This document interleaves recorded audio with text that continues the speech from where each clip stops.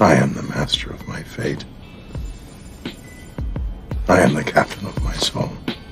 We're exporting a whole lot of really bad and dangerous rhetoric, bad research, and unfortunately it's being picked up and amplified in other countries. It's the same battle, Mr. Myers. We've been at it before. They want to addict these kids, this time to an e-cigarette, which has a chemical that's addictive. We know what it leads to. Sadly, it leads to tobacco addiction, disease, and death. I'm going to get you addicted to nicotine. I have a customer for life. We have hundreds of cases nationwide where people have gotten sick or died using these devices. Look what they're trying to do. All the delicious flavors of e-cigarettes are poison. They're not people giving up smoking. They're not people that ever smoked before. Most people that vape never smoked before. Just think if your kid was doing this and winds up with an IQ 10 or 15 points lower than he or she would have had for the rest of her life. Most people who vape are current or former smokers. Legally, e-cigarettes are tobacco products. For the addicted adult smoker who switches, there's going to likely be a reduction in risk. Addiction is being fueled by kid-friendly flavors and kid-friendly cool marketing.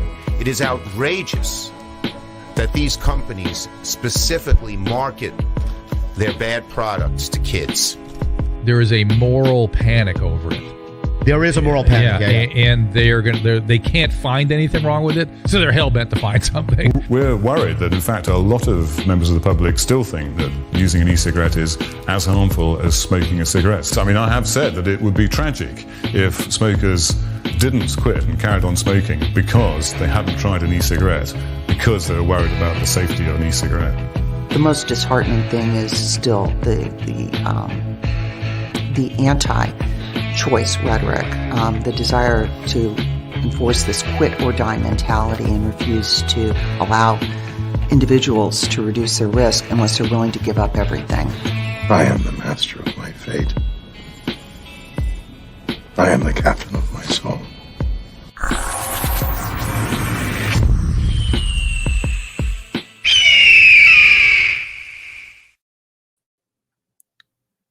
Hey, how's everybody doing? It's Friday, so here we are yet again doing Son of Liberty Radio. I see lots of good friends and people in the chat room. I see Logan is over there on Periscope watching us on Twitter, and Bill and Tom are in the chat room. I see that poor Emily can't make it tonight because she's in Louisiana, and apparently they don't have any power. But hi, how's everybody doing? But I'm kind of excited about tonight, so let's just go ahead and we'll get Kevin in because we got to get the ginger in. Hey, Kevin. Oh, don't start with me. Are you already grumpy? I'm already you can't grumpy. Be grumpy. We've got like a really good guest. We got like a really important person. Somebody that and it's a lady. That's true. Though we've had some awesome ladies on this show. We have. I mean, Dr. Glover, she's a wonderful, intelligent, and brilliant woman. We had Amanda Wheeler on the show. Amanda is super intelligent and smart. And we had Julie Wassner on the show. Yep. And, I think we've had more females on the show now that I think about it. I think we've had more brilliantly intelligent and amazing vaping women on this show than just about, more female guests than male guests. Jennifer. Yes, Jennifer has been on the show, and that Kristen No Marsh has been on the show. So I think we're doing all right. But I'm pretty impressed. Anyway, Bill and Bruni and Shannon and Logan and Amanda and Bill, all you guys, and Tom made it on time. He's all the way down there in Australia. So, nice. Tom's made it on time. And, obviously we have a great Aussie showing. But I do want to say hello to everybody that's on the show, no matter where you are, because I know that we've got people all over the world that listen to the show on podcast, that watch the replays on YouTube and Facebook. So I want to say hi to the Indian people, our friends in India that can't get fucking vaping products, our friends in Germany, our friends in Russia, all over the world. I feel for you guys that are in those places where the prohibitionist scumbags have ruined your ability to save smokers. But anyway, let's go ahead and bring our amazing, awesome guest in, because she's smiling. I can see her in the backstage. So everybody, I'm sorry. I confused Tom. Tom is a Kiwi, not an Aussie. And, they get really sensitive about being compared to each other. But okay, without further ado, here is our lovely, lovely guest, Mcihelle Minton. Hi, everybody. Howdy. So, a lot of people that are here are probably well aware of who you are, but I think we always have to do the bio of all of the guests for the people that don't maybe know who everybody is. So, you know what? Let's just do the "Who is Mcihelle Minton" segment of the show. Time for the existential self-inquiry. Who am I? Oh, I don't know. I've been writing about consumer issues, really just from a let's drop the first F-bomb, a fuck you, I want to do what I want to do perspective, for about 13 years now. And it really started with, this, it carried over from my adolescence of this rebellious nature of just, you don't get to tell me what to do. F you, I do what I want to do. And as an adult, it became even more, honestly, as an adolescent, you're like, F you, I'm an adult, I can do what I want. And then as an adult, it became, I'm an adult. You don't get to tell me. Like, the best thing about being an adult is that you get to make your own choices. When you go to bed, what you eat, how much you drink, what you smoke, all of that. That's one of the only good parts about being an adult. So that's really where it came from. I started off writing about craft beer, because that was still in the process of coming out of prohibition, which it still is at this point in time. And then I started writing about gambling, which was, again, kind of in a gray area about to go into prohibition. It didn't, thank God. And I take a little bit of credit for helping to forestall that from happening. And then I got into vaping because a lot of my friends that I knew when I got to DC, when I was in college, I smoked a little bit, not very much. I was kind of a casual, maybe like one or two here or there kind of smoker. And I got to DC in the libertarian movement, and I was just shocked by how many people smoked. Like, young people, it was just shocking to me. This is coming from Philadelphia to Baltimore to DC, and you have these educated libertarian think tankers who are just smoking up a storm. And I'm like, what is happening? Within a couple of years, though, I saw most of my friends transition from one type of vape to another until they found the one that worked for them. And almost every single one of them completely quit smoking. And then I started hearing about the government talking about banning these products, and it became like oh no, I know too many people. I love too many people who are already using these products to stay smoke-free. I know many more who could potentially use them, or people who've already unfortunately passed from smoking-related diseases who never got the opportunity. So that's, where I work. I was really lucky that they kind of let me, I'm sorry if you can hear the thunder. We have a storm kicking up here in Maryland, but I'm lucky where I work. They pretty much just let me set the tone. They let me decide what it is that I'm interested in, so long as it comes from a perspective that they agree with. The sort of libertarian-ish, free market, personal liberty aspect, which is, I wouldn't work there if I didn't already have that type of philosophy. If my philosophy changed, I would move on to a different organization. Yeah, we know, I personally know several, think tank people that deal in those categories, the sin categories, Lindsay, who is no longer with Heartland, but I'm very good friends with Brian Foytick, who has danced around quite a few of those different, free market libertarian think tank groups. You obviously, and then, Paul, everybody kind of knows Paul Blair, but those are not all the same groups. Mm-hmm. Because ATR has quite a different focus, but they do, overlap a little bit.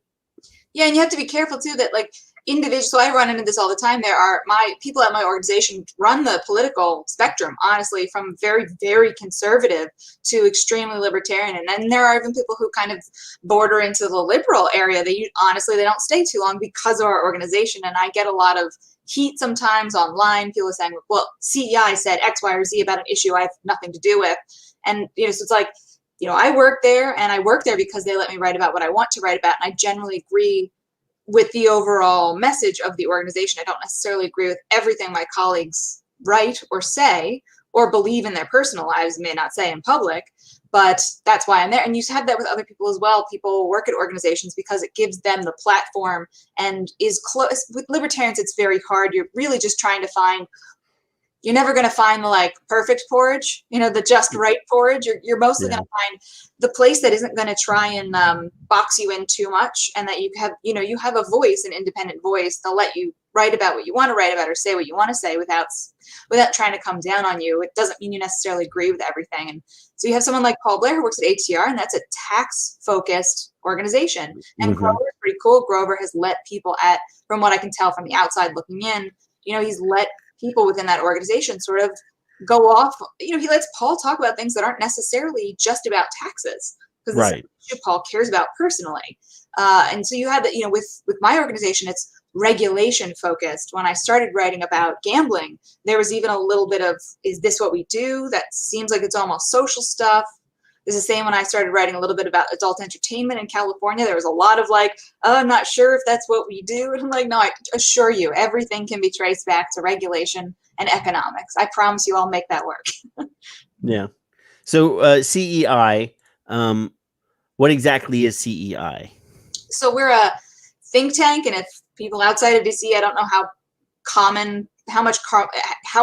much of the common parlance that phrase is. It's basically just a bunch of people who are experts on specific issues. They are researchers outside of academia, honestly. And usually think tank has its own bias, its own bent, lean, whatever it is. You have New America's Foundation, they're pretty liberal leaning.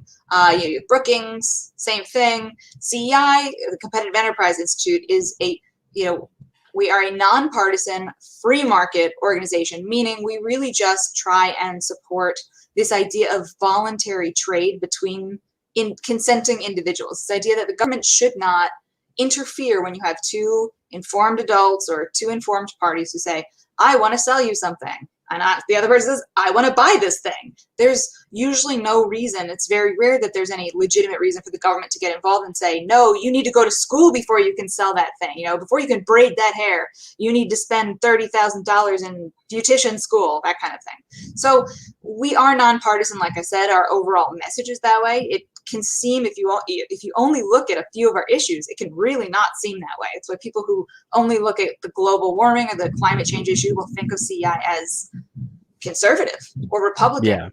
Yeah. You only look at the stuff I write about. It's a capitalist group. Oh, sorry, what? It's a capitalist group. That's what we're pro-capital. We are, yes, and which is now a dirty word apparently. We are 100% pro-capitalism because that is about individual rights, individual choice. And they say that at my organization we don't do social issues, but there really is no division between economic decisions and social issues, because every part of social life is involved in economic decisions, including marriage and that sort of thing. I mean, years ago at CPAC, and CPAC is not an event I've ever enjoyed going to, but there was a year where Go Proud, which was a gay Republican organization, was functionally shut out of CPAC, and CEI was the organization using our platform that had a session with Go Proud called, I think it was something like Rainbow on the Right. And I think that got more attendance than whoever the keynote speaker was that year, because within that conservative right of center world, there is a hunger for something different. And just like the youth on all sides, there's a hunger for change, difference, acceptance in a lot of ways. And the old guard keeps trying to shut it out. And I think CEI is, in a lot of ways, even though we've been around for 36, 37 years now, and our founder is in his mid to late 70s, but we are sort of that scrappy kind of new guard organization, and we're marginalized in a lot of ways for that, because we refuse to be part of the whole big machine of politics. You won't conform. Wow. And that's why I always get a laugh when someone says, "You're a shill, you're paid by big tobacco." And I look around and I'm like, man, I really shouldn't be driving a 20-year-old car and renting a place in Prince George's County, Maryland. I should have if I was a real shill. You should be in Silver Spring, if nothing. I mean, oh, thanks. I love living in PG County, PS. Other people in the DC metro, and I say other people, I mean, young professional white people usually are like, ew, PG County. I'm from Philadelphia. I would rather be here than in Arlington or Silver Spring. Yeah, Leesburg or there's Chantilly. Lots of nice places to live around there. I worked at Walter Reed for a while, so I'm fairly familiar with the area. And my mom lives in Pennsylvania. She lives in South Central Pennsylvania in Bedford County, so it's not that far. Yeah, no. So, this whole deeming thing, this is a big, nasty regulatory fuck up. I got a drink because I said fuck. I got to drink twice because I said fuck twice. I do have to applaud Mcihelle. I think that's the first time we've had the drinking word within 2 minutes since I've joined. Well, that's pretty good. I did warn her before we went live that this is an adult show. Hey, Andrew, and that grown ups drink. But this deeming thing. This is prime space for you then. Because this is the quintessential big government crushing small industry topic. And it's not even so. I am by trade. I went to Johns Hopkins University for my undergraduate degree. I went to the University of New England for my graduate degree in nutrition. So I am a science person. So the everything that's going on and I used to think that the nutrition space was among the worst in terms of reputation in science. And tobacco research is very quickly approaching, it's taking over the mantle of some of the worst science I've ever seen. And all of that translates into legislation and into regulation. And you have something like the deeming rule, which, that was written ages ago. That was written a really long time. It was crafted a long time ago. The Tobacco Control Act was crafted a long time ago. Before, when you could legitimately understand people's concern. Old people in Congress are looking at these newfangled technological devices. They have no idea what this is. What are these kids smoking in their devices? You can be like, okay, first couple years, you can kind of get it.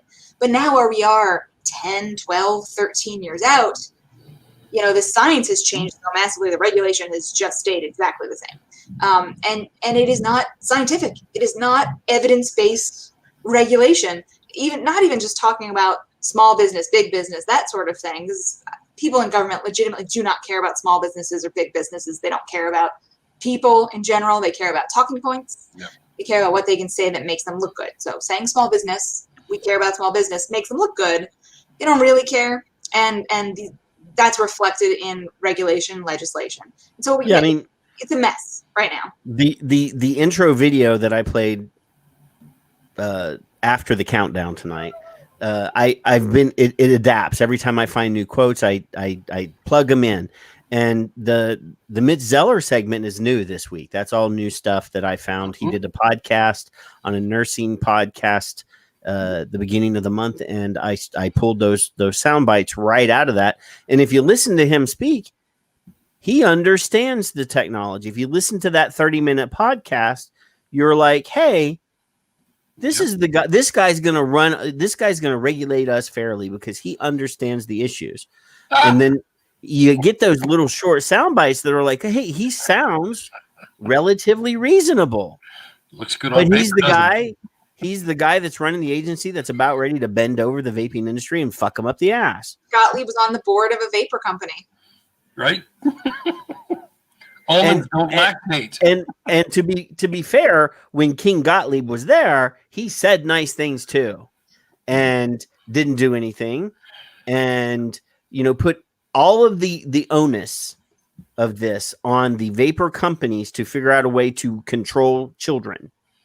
It's without giving real guidelines, goalposts, or anything, and then moving goalposts here and there. Mess. And now that he's not in that position, and he's back, on the board of directors at Pfizer or whichever one he's on the board of now. Pfizer. He tweets all the time, all these like really intelligent and smart tweets. And you're like, you could have used that when you were in the fucking job, or you could have made some sort of change. There's no politics in the FDA. They already So, said that. it's heartbreaking. It really is heartbreaking when you see that Zeller said that, essentially said that, the quote was from 2015 at the Senate Help Committee. If every adult smoker transitioned fully from combustible tobacco to these new vapor products, it would be a net win for public health. He said that in 2015. Yep. He gets it, but he's a creature. He's a bureaucrat. Well, he's an attorney. He is an attorney. There's something specific about people who achieve this measure of power, and they enter the bureaucratic machine. So one of the most revealing quotes. So first of all, I want to say I think Mitch Zeller is a very smart guy. I think he is one of those people in the bureaucracy who genuinely does want to do good, even if he's stressed for time or whatever, and he's got a lot of push and pull around him. The most revealing quote I ever heard from him was one of the e-cigarette summits many years ago, where someone asked him about, well, what about something about youth use? And he said, well, youth shouldn't be using it, so we're not even going to talk about it. It was sort of like well, what if this is beneficial to youth or all this other stuff? And he's like, we're not even going to talk about it because youth shouldn't be using them. And it was that idea of that you see among people who are in government, who are bureaucrats, that sort of thing, where they're just like, we're just going to ban it. This solves the problem. We're just going to ban it, and then it'll be banned, and no one will use it. You're like, this is insanity. It's just, you have not read any history, or you've managed to somehow compartmentalize history about every other product in human existence to think that prohibition will ever work the way you want it to, that human beings are lab rats in some kind of experiment where you can just say, press this lever, go ahead. It doesn't work that way.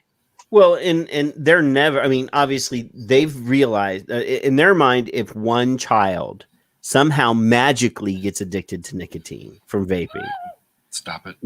Somehow magically gets addicted to nicotine, that it's okay to throw 500,000 adult lives into the fucking ground. Literally. They're not willing to okay, so I don't have children.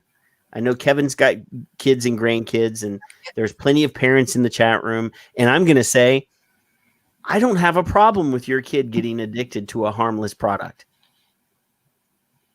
I literally don't. If I was a parent, I'd be beating the hell out of that kid, but I wouldn't blame every adult person that uses those products. I wouldn't throw them under the bus, because my kid did the same thing that I did as a child and experiment with stuff that people told me not to do. Any kid who was born after 1980, up till now, if the threat of their parent beating them ever actually stopped them from trying cigarettes, never. Oh, it sure as hell made them very careful about trying to hide it, but it never actually stopped them from doing it. And this is something I talk about a lot when people are like, well, what do we do? I've written a paper about how I think the FDA, the public health departments in the states have caused the uptick in youth vaping that occurred after 2017. Declines.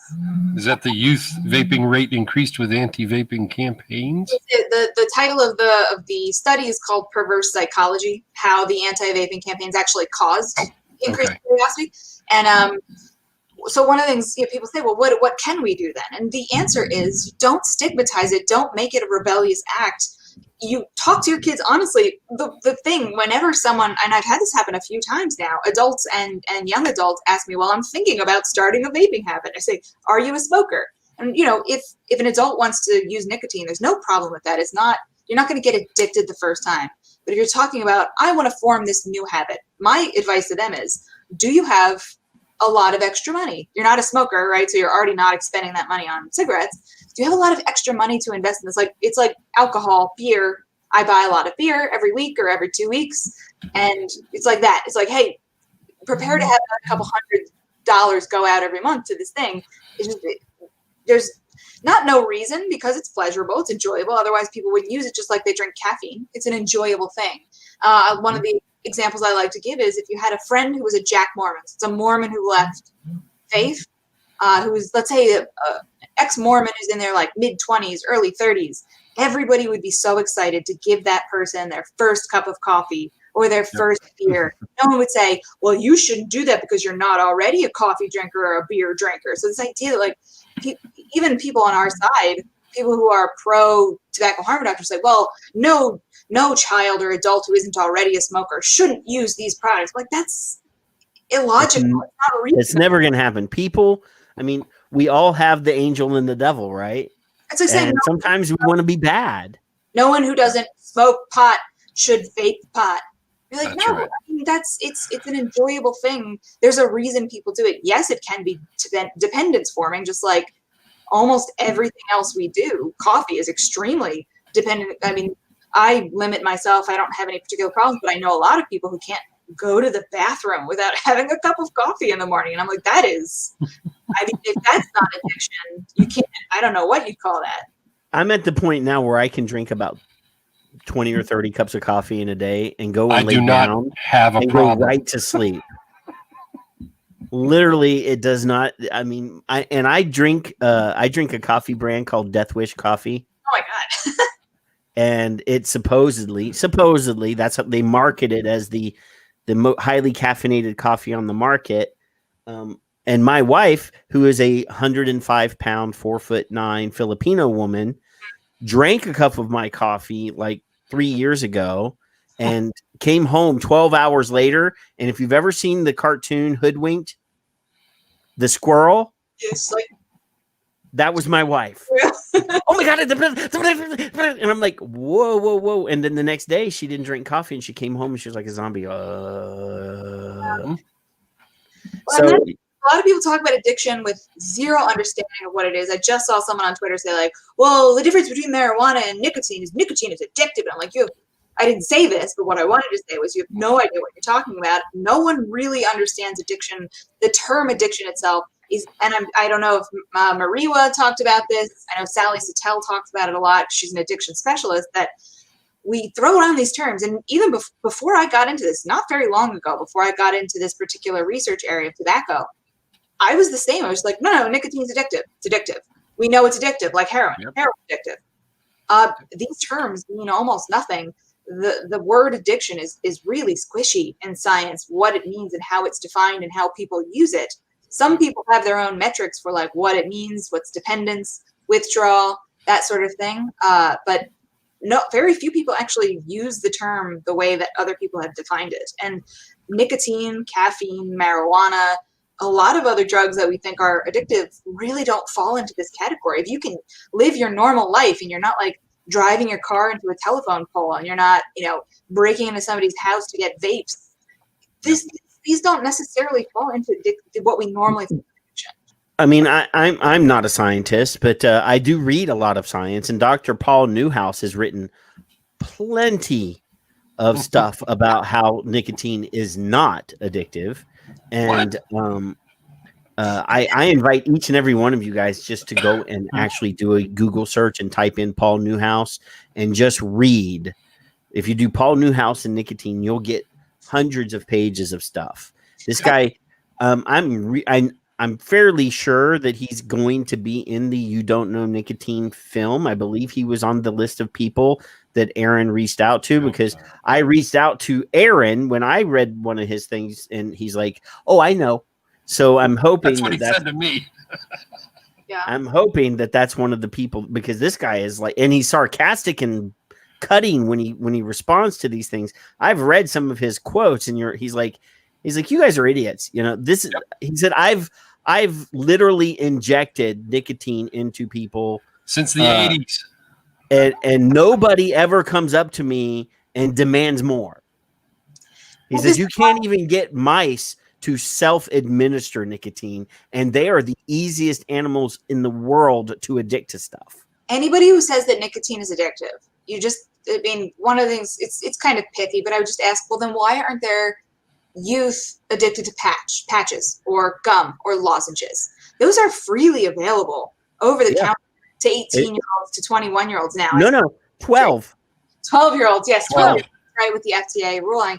But if there's nicotine divorced from the social habits around smoking, the other chemicals that are in cigarettes, and some of those chemicals are in e-cigarettes as well, and some of the social aspects are there as well. But like nicotine on its own is not addictive. You know, if a child was like, I want to get a nicotine addiction habit, it would take a bit. It wouldn't be the first time. They would have to continue to do it frequently, build up habits to have this sort of dependency on it. And then even then, it's not, from what I understand, it can be extremely difficult to break because of all the social stuff around it, the habits, all of that. But it's not like even alcohol addiction. It's not like alcoholism where when you go into withdrawal, there's a risk of dying. There's a risk of dying when you're going through withdrawal. You might be uncomfortable, but there's no risk of dying from nicotine withdrawal. No, and by and large, the studies that the anti people use when they're talking about addiction and they're talking about nicotine are all studies that have to deal with nicotine delivered through smoking. Are you saying, Patrick, I got to drop this. Are you saying the fear profiteers are doing that?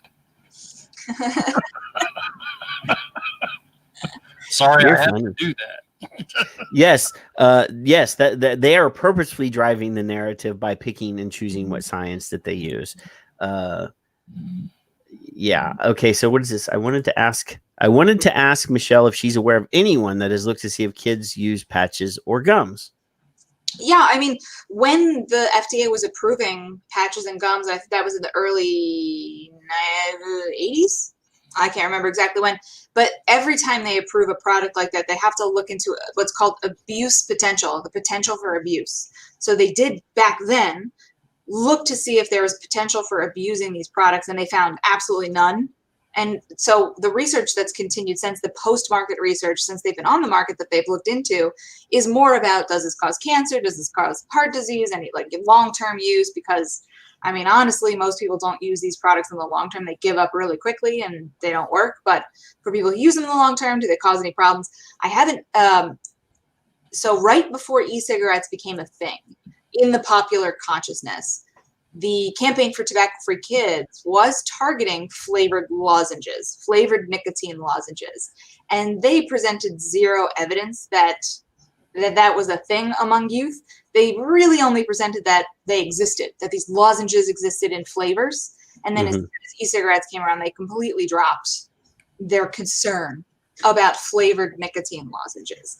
So, I mean, I think had that picked up in the news, for sure there would have been evidence because somebody would have manufactured it. Somebody would have gotten an NIH grant to look into youth use of flavored nicotine lozenges and patches and gums. And then we for sure would have had some evidence. But as it stands now, there is no evidence because, for one thing, they're not fun. You know, it doesn't give you much of anything. You're not a rebel when you slap a patch onto your arm in high school. So it's just, as far as I know, this is not a problem. I've never heard of it. I've never seen any real research, at least in the US, on this. And the crappy thing is that the research goes where the public conversation is. If someone in the government thinks it's a problem, they will set aside money for researchers to look into it, and those researchers will damn sure find something to use that money to look into. Well, yeah, you start with a hypothesis, and then, normally you start out with a hypothesis, you figure out a way to answer that question, and then you go through and study it. But these guys start now with a conclusion, and they go backwards to get the conclusion, to show that they did the work, because everybody has to do the work now. They're doing the work, but they already have the conclusion that they want, and they work backwards. To use like economics terms, the government setting aside a grant for something is like price signaling. The government is saying we are interested in X. And so then researchers say, oh, the government's interested in this. If I write a paper and publish it that says it's not a problem, that money's going to go away. However, if I write a paper and publish it that says this is a problem, this requires more research. The government will then set aside more money to do that research. So it's all self-fulfilling prophecy sort of stuff. So in a perfect example of them driving the dialogue, I found this really cool paper written by this really smart woman. It's not a paper, an op-ed or a blog or whatever. I'm going to throw it on the screen because, oh wow, what did that do? Let's do that again. That looked weird. Dangle clack. That's technical difficulty right there. So let's try that again. There it is. It's nice and clean. Yeah, this really smart woman wrote this piece recently. So this goes under the category of no good deed goes unpunished. That is exactly nothing that you can do. If you're in the vaping industry, apparently nothing that you can do with whatever motives that you have, nothing that you do is going to be good enough. And they're going to figure out something to bitch at no matter what you do. So a lot of you guys realize that during this COVID thing that a lot of vape companies were trying to figure out ways to keep the doors open, figure out a way to pay their employees to make something that they could make, and B, to help their local first responders, their local police, their local people. So that a lot of companies made hand sanitizer because they have bottles, they have the raw ingredients. All they needed to order was alcohol, and boom, they were out helping people. And now it appears that the public health people, the anti-human being people have figured out a way to bitch and moan about people doing altruistic things. So yeah, Mcihelle wrote this piece. That's why I was so complimentary. But it's important because it's very relevant. It's very important that we understand that, our opponents are going to figure out any way that they can make us look bad. So can you, I don't want you to read it, but explain, Mcihelle. This wrote it. Piece is about the Stanford study that came out saying that youth, we did an online survey of anonymous people that another company collected the anonymous data from. And it says youth who use e-cigarettes are more likely to test positive for COVID, according to their answers on this online survey. And when you actually, every time I read a study, even if it's glance, I look at it and I say, okay, I'm going to take this at face value. Even if I know the person's biased, I'm going to take a look at the actual data and see, does this look legitimate? Because a broken clock is right twice a day and all of that. And just because someone is paid or seems to be biased doesn't mean everything they're going to do is that way. You really need to, this is one of the things I always get really irritated when someone says, well, you took a grant from you spoke at a smoking conference 20 years ago, you're biased. Like, well, that to me just says you can't read research and actually look into the research and say whether or not there's a problem in the data. So the Stanford study that came out, and of course it looks to me like the study was itself designed to generate headlines, and it did. Got a lot of headlines saying vaping causes COVID. But you actually look into the data, and the most striking thing to me right away was the fact that the respondents who said that they used e-cigarettes, 17.5% of them had been tested. They said they'd been tested for COVID. I don't care what the population is. That's an extraordinarily high percentage when you're talking about, America sucks at this COVID thing. Very few of us have had tests so far. That's like America has been notoriously bad at giving people tests. 17.5% of any cohort of people getting tested, let alone young people who have no reason really. 6 times. Huh? I've been tested 6 times. But so 17.5% of the e-cigarette users said they were tested, and then you have 5.7% of the non-users said they were tested. Okay, I figured for sure they're gonna adjust their figures, their calculations based on the fact that one group had a lot more testing than the other. They didn't. And then you get this study saying, well, vapors are X times more likely to have COVID. And it's absolutely illegitimate. Coming from Stanford, it's embarrassing, which is what I said. I actually thought 5 or 6 times before I submitted it to the journalist when she was asking me. And I was like, no, this is embarrassing for science that this ever made it through the peer-reviewed process and was published. And from what I understand, from what Bonnie Halpern-Felsher has told me, there's going to be a follow-up study. Okay. Given that she's on the board of editors, or she's on the editorial board of that particular journal, I imagine, like this last study that I'm writing about in this piece, it should be out any day now, because I've never seen a peer review process happen as fast as it did with the Stanford paper. It was like 2 months, 3 months maybe between inception of study, conducting it, to publication. That's lightning fast. It usually takes a year or more to do How did they actually get that peer reviewed in that rapid amount of time? She told me it was looked at by 3 scientists and 1 editor. So I don't know who those. So three scientists peered it. Actually, I feel bad because I got confused about these 2 pieces. Mm-hmm. So this one you wrote is really awesome and great. This one will piss you off. This is the one about hand sanitizer. Oh, that's the tweet, right? No. Oh no, I know. And so it's funny because breweries have been doing this from the start. They've actually petitioned the government, the federal government, to say, we have all of the ingredients to make hand sanitizer, but these weird, stupid laws about how they can manufacture alcohol. Well, it has to be drinking alcohol. It can't be industrial alcohol. I know people that are in vaping that went and got their FDA manufacturing number so that they could manufacture hand sanitizer. Yeah. So this piece is what I was referring to. So this piece is the one that says no good deed goes unpunished. This is the one that says, you're doing, even if you're trying to do something nice for your neighborhood and for your town, this is the one. So basically they're dogging on vaping companies for making hand sanitizer and saying that the vaping ad tactics exploited the pandemic. That's a Bloomberg talking point. That Bloomberg, not himself, but whoever runs his anti-tobacco group, has been disseminating throughout all of his funded groups for months now, is that anytime a vapor company or a cigarette company or anything like that does anything involving COVID, you have to call it exploitative. Right from the start, when I think it was a Greek company requested by the Greek government requested supplies, and a cigarette company in Greece gave them ventilator machines.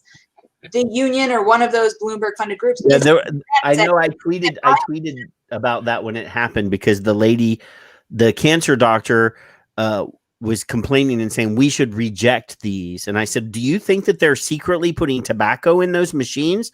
No, it's just morality. And I want to go back and actually look to see, because the Ebola vaccine was developed by tobacco, developed on tobacco leaves. So I want to go back and see if these groups are like, reject the Ebola vaccine. It's tobacco companies. So it is pure morality. It is pure devil. It's like, it's a devil in the village. You got to kill it. Nothing good can come from this thing. It's absolutely ludicrous.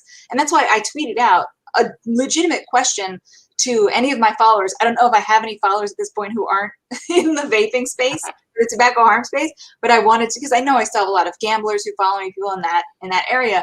Like, if you read this headline and then read the first couple paragraphs, is this something that you would buy into, this line that a vapor company giving away hand sanitizer or toilet paper with vapes is somehow exploiting what's going on? Or do you see it like everything else every other company is doing, which is trying to survive the pandemic, but also trying to maybe improve their, consumer relations, their PR? Yeah. Companies. This quote is asinine. While we thought we'd seen it all, we never imagined that we'd see tobacco companies exploiting a global pandemic for marketing purposes. What really surprises us was how many different ways they did it and how many companies and brands engaged in the practice. I didn't see that it was Jackler. And that's the funny thing, is because you're like, the very people who are saying this, it's the Freudian projection of like, you've been doing this you are the ones who've been exploiting the pandemic the entire time before there was even any fake evidence, some BS Stanford study that's obviously, pseudoscience. Even before that existed, you were saying, well, we know smoking is bad for some stuff, so that's probably bad for this. And also vaping for sure is bad for COVID. Like, you were the ones exploiting it, and now you're projecting out to other groups because you know that you are making crap up. So other people must be doing it too, just for exploiting. Well, it says in most sanitizer giveaways, the researchers observed the products came in the same bottles as e-liquids. In one case, the company described its hand sanitizer as WHO recommended. Okay, so this is inside baseball. So the people that I know that got their FDA certification number they got permission to make this product, were told they had to use the WHO recipe, or they weren't going to be legal. Mm-hmm. So they were required to use that recipe. So they probably put on that label WHO recommended recipe. Yeah, I'm sure someone who works at a vape company who makes hand sanitizer should email one of those journalists who wrote this. I doubt they will do anything about it, but just be like, hey, so you know. This is a bottle of the hand sanitizer, not e-liquid. The hand sanitizer manufactured by Char Owen. She actually drove 400 I think by the time we were done, it was over 1,000 bottles of this to me, because I work in healthcare and we couldn't find hand sanitizer. Yeah, but it's also like, what do they expect bottles? What bottles do they expect them to put? Do they expect them to buy Purell bottles to put this in? They have bottles already. Of course, they're going to put it into perfectly acceptable e-liquid bottles. That's a ludicrous. I don't even understand why that's a problem. Ooh, they're in e-liquid bottles. So right on the side of the bottle, right here, they have their FDA number and the alcohol percentage, and they go through. They have very specific requirements for what, just like e-liquid, what the label has to have on it. So. Yeah, I mean, and I actually love these bottles for hand sanitizer, and my patients love these bottles for hand sanitizer because they're very convenient for if you're men and they have all these old guys all my old patients, I work in geriatrics, so they all have, shirts, button-up shirts with a pocket. They all, wear those same, short sleeve button-up shirts in the summertime. This is perfect. Women can throw this in their purse. It's perfect. But yeah, I mean, nothing that we can do is going to satisfy them. Nothing. So, it's ridiculous that they, here they offer their hand sanitizer in the same little bottle. You can very easily accidentally think that it's for use in vaping. You pour 70% alcohol in the vaporizer, breathe it in, and that can do some serious damage to your lungs. So now are they saying, because most of the people that I know that created hand sanitizer, we're giving them to the fire department. We're giving them to the police station. We're giving them to the first responders, the emergency rooms, those people. They were thanking them for them. And yes, the police were posing for pictures saying thanks for this. The nurses, photos, tweets. The nurses were saying thanks for this. So, I love this ad placement. Look at this ad placement. I think it gets to the heart of the matter, too, is that people like Jack Blair, people at Campaign for Tobacco Free, they think everybody else is an idiot. They think they think youth are idiots. I hate, and I'm an old now. I am not a young person, but I still remember being a young person, and I still see with the way adults talk about teenagers. They are not idiots. They are not stupid. They are not just automatons listening to marketing. Must do what Twitter says. They know what they're doing, even if they're making choices you don't understand or agree with. This idea of like, oh, you gave them hand sanitizer. It clearly says hand sanitizer, and they're going to smoke it. You're like, what? No, people will definitely smoke weird things. Like South Africa, they will put the weirdest stuff into roll your own because they can't get actual tobacco. Yeah. They will make that choice consciously, but people will not accidentally vape hand sanitizer. The moment they drip that and they realize how thin that is, they're not going to go to the next step. There might be some teenagers who will give that a try because they'll try and chug cinnamon or whatever, nutmeg, to get high. So maybe some teenagers will do that, but it won't be by mistake. Andrew points out something. I know quite a few guys in the vaping industry that are beard dudes, and that's the hipster thing is beard oils, and a lot of them also have beard oil businesses. And they use the same damn bottles for that. Yeah, I think just the minute you open the bottle and smell it, it's not going to smell like... No. This has a distinct... Alcohol. This is 75% alcohol. This is very... Someone who would write that is someone who's never opened or been in a... Everybody... No. So the person that wrote this article is not a fucking idiot. Yeah, the person that wrote this article had an agenda. Mm-hmm. And all they're trying to do is indoctrinate and brainwash people. And it works, unfortunately, because, this is something, Glance, Lance has said since the 1980s, 1970s that you really just need headlines to get, and you don't need to worry about the smokers. You need to worry about the non-smokers. Convince them that their distaste for smokers is legitimate. Give them this to back up their hatred. The average person that's skimming on CNN's website, they're gonna open that tab and they're gonna read this. Mm-hmm. That's all they're gonna read. Yep. I'm surprised they didn't throw Jewel in there somehow. And if they get down past the video and all of the media, if they get down, they might read the lead, which is the first paragraph. They'll never see. They might read this, but they're not going to go all the way down here. They're not going to read any of the implications. And our job on this show is to show people. So I show these things on screen so that people can read, they can learn how to decipher and deconstruct the BS so that when they meet somebody outside in the outside world, they're intelligent enough to counter these stupid ass articles. I mean, that's the thing. So people who write these articles, so this is this is just a press release. Robert Jackler, his university, Stanford, put out a press release about the study.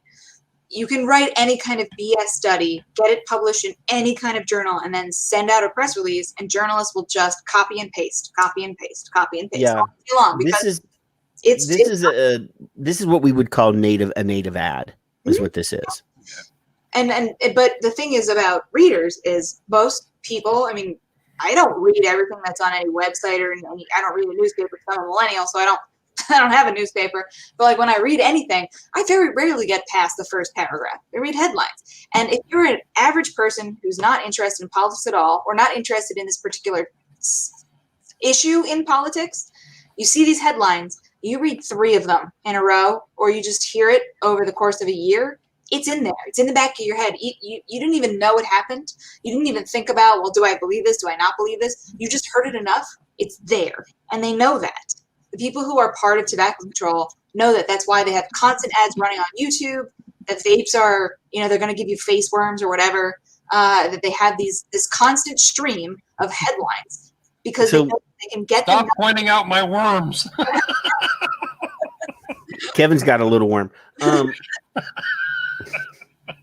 Last week we showed, and I'm not going to show it again this week, but last week we showed one of the new 30-second ads from the Real Cost campaign.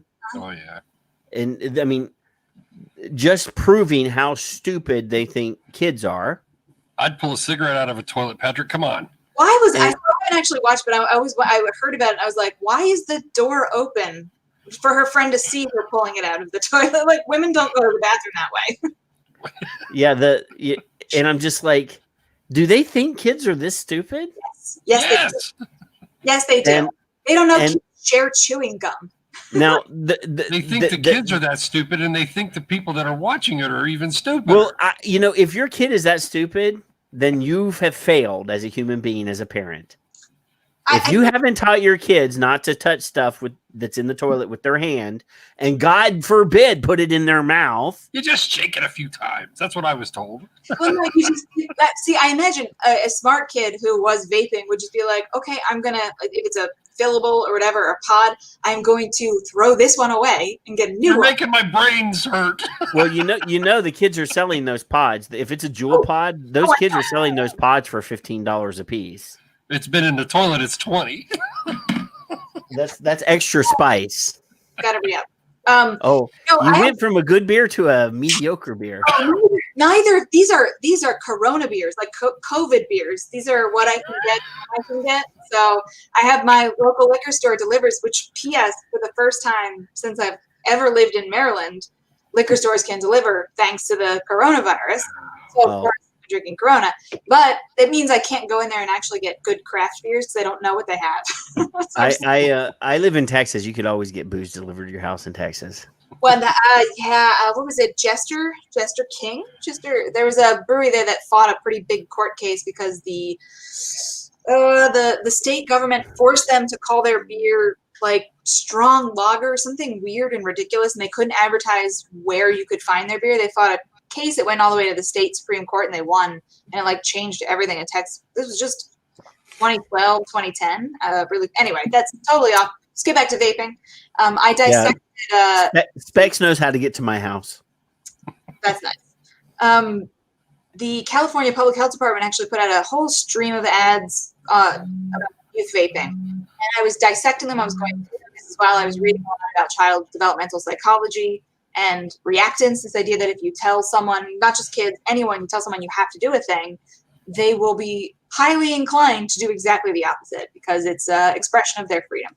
Yeah. And I'm watching these ads from the California Department of Health, and I realized that these had nothing to do with youth, that they were not aimed at youth, even though they said they were, and lots of youth saw them. They were clearly marketed towards parents. They were marketed to adults to scare adults about youth, because if you actually look at the ads, from a child's eyes, from an adolescent, teenager's perspective, they're ads for vaping. When you have teenagers saying, you are looked at as an outsider if you don't vape. That would scare a parent. But for a kid, they'd be like, yeah, maybe that's true. Maybe I should vape. Sign me up. The number one advertiser for vaping for in the youth market is not any vape company. Love them, hate them, whatever you think about Juul. I've said that on this show before. The technology is brilliant. The fucking company's a bunch of dirtbags. They're doing what they need to do to make money. I mean, they have a fiduciary duty to make money for their investors. Yeah. I understand that. And they're going to throw people under the bus to promote their product. That is how business is done. I don't however, they never advertise to kids. No. Their packaging is not appealing to kids. There's no fucking teddy bears on the side of the bottle. There's no fucking unicorns on the side of the bottle. There's no rainbow. There's no bright, wonderful, beautiful foods or anything that would attract a kid on the bottle. The number one advertiser for Juul to kids is Tobacco Free Kids. It's the Truth Initiative. It's the Real Cost. And the media. FDA. The media. FDA, well, the Real Cost is FDA. Yep. Yeah, but the media repeating it which is, encouraging it. But they're actually in the schools putting up posters saying how bad Juul is. How showing youth using these products, which is the most. Yeah. Whenever I see a supposedly anti-vaping ad actually showing kids vaping, like, how do you not know that this is the number one thing that you should not be doing, is showing youth using a substance if you're trying to stop them from using it because you're just making it normal. Yeah. Aren't you the one that tweeted it might have been Lindsay, 2017 it was going down, 2018 it's advertising, 2018 and 19 it went up. Right? That was my study. That was in the perverse psychology study where so when I'm like a lot of other researchers. I go into a thing, I have a hypothesis or a question. Usually I start with a question like, why is this weird thing happening? And we had with e-cigarettes, with like most products that become popular, there's a slow growth, there's some spikes, and then it usually kind of tapers off. And we had that with e-cigarettes. There was a pretty slow growth. Then around 2014-ish, there was a big spike. And then it went down again in 2016, 2017. And then it just rocketed back up. That was the weird, you almost never see that without explanation. Something had to have happened.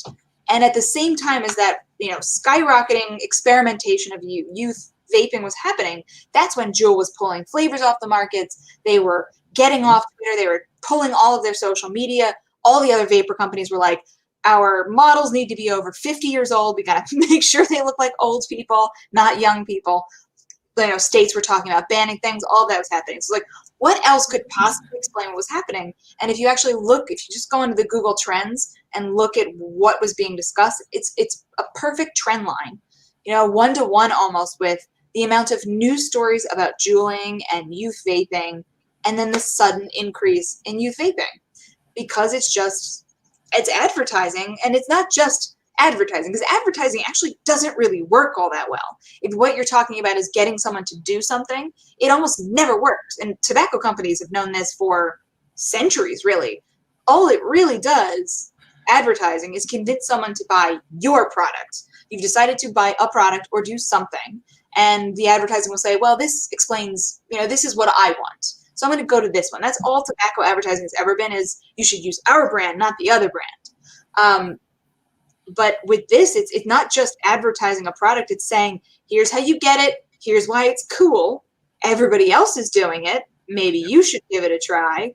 Like the California ads are mind blowing because they're saying it's, I did a little thing on YouTube where I was just trying to use it to view it from a child's or an adolescent's perspective, where I was like, well, aren't I going to get caught? And the ad literally says, no, I don't get caught. I can hide it on the bus. My teachers don't know. I can just like hide it under my bed or whatever. Like it's answering all the questions that teenagers might have before they decide to experiment with this product. No, you can't smell it on me. My parents won't know. It's insane. No, you can't smell mango. You can, but your parents will be like, "Whoa, what? Whoa!" I don't know. I mean, where'd you get mango juice at? I love mango, Mom. Yeah. So, by the way, if anybody hasn't already done it, you need to go to Twitter. This is Mcihelle Minton's Twitter. I had green hair.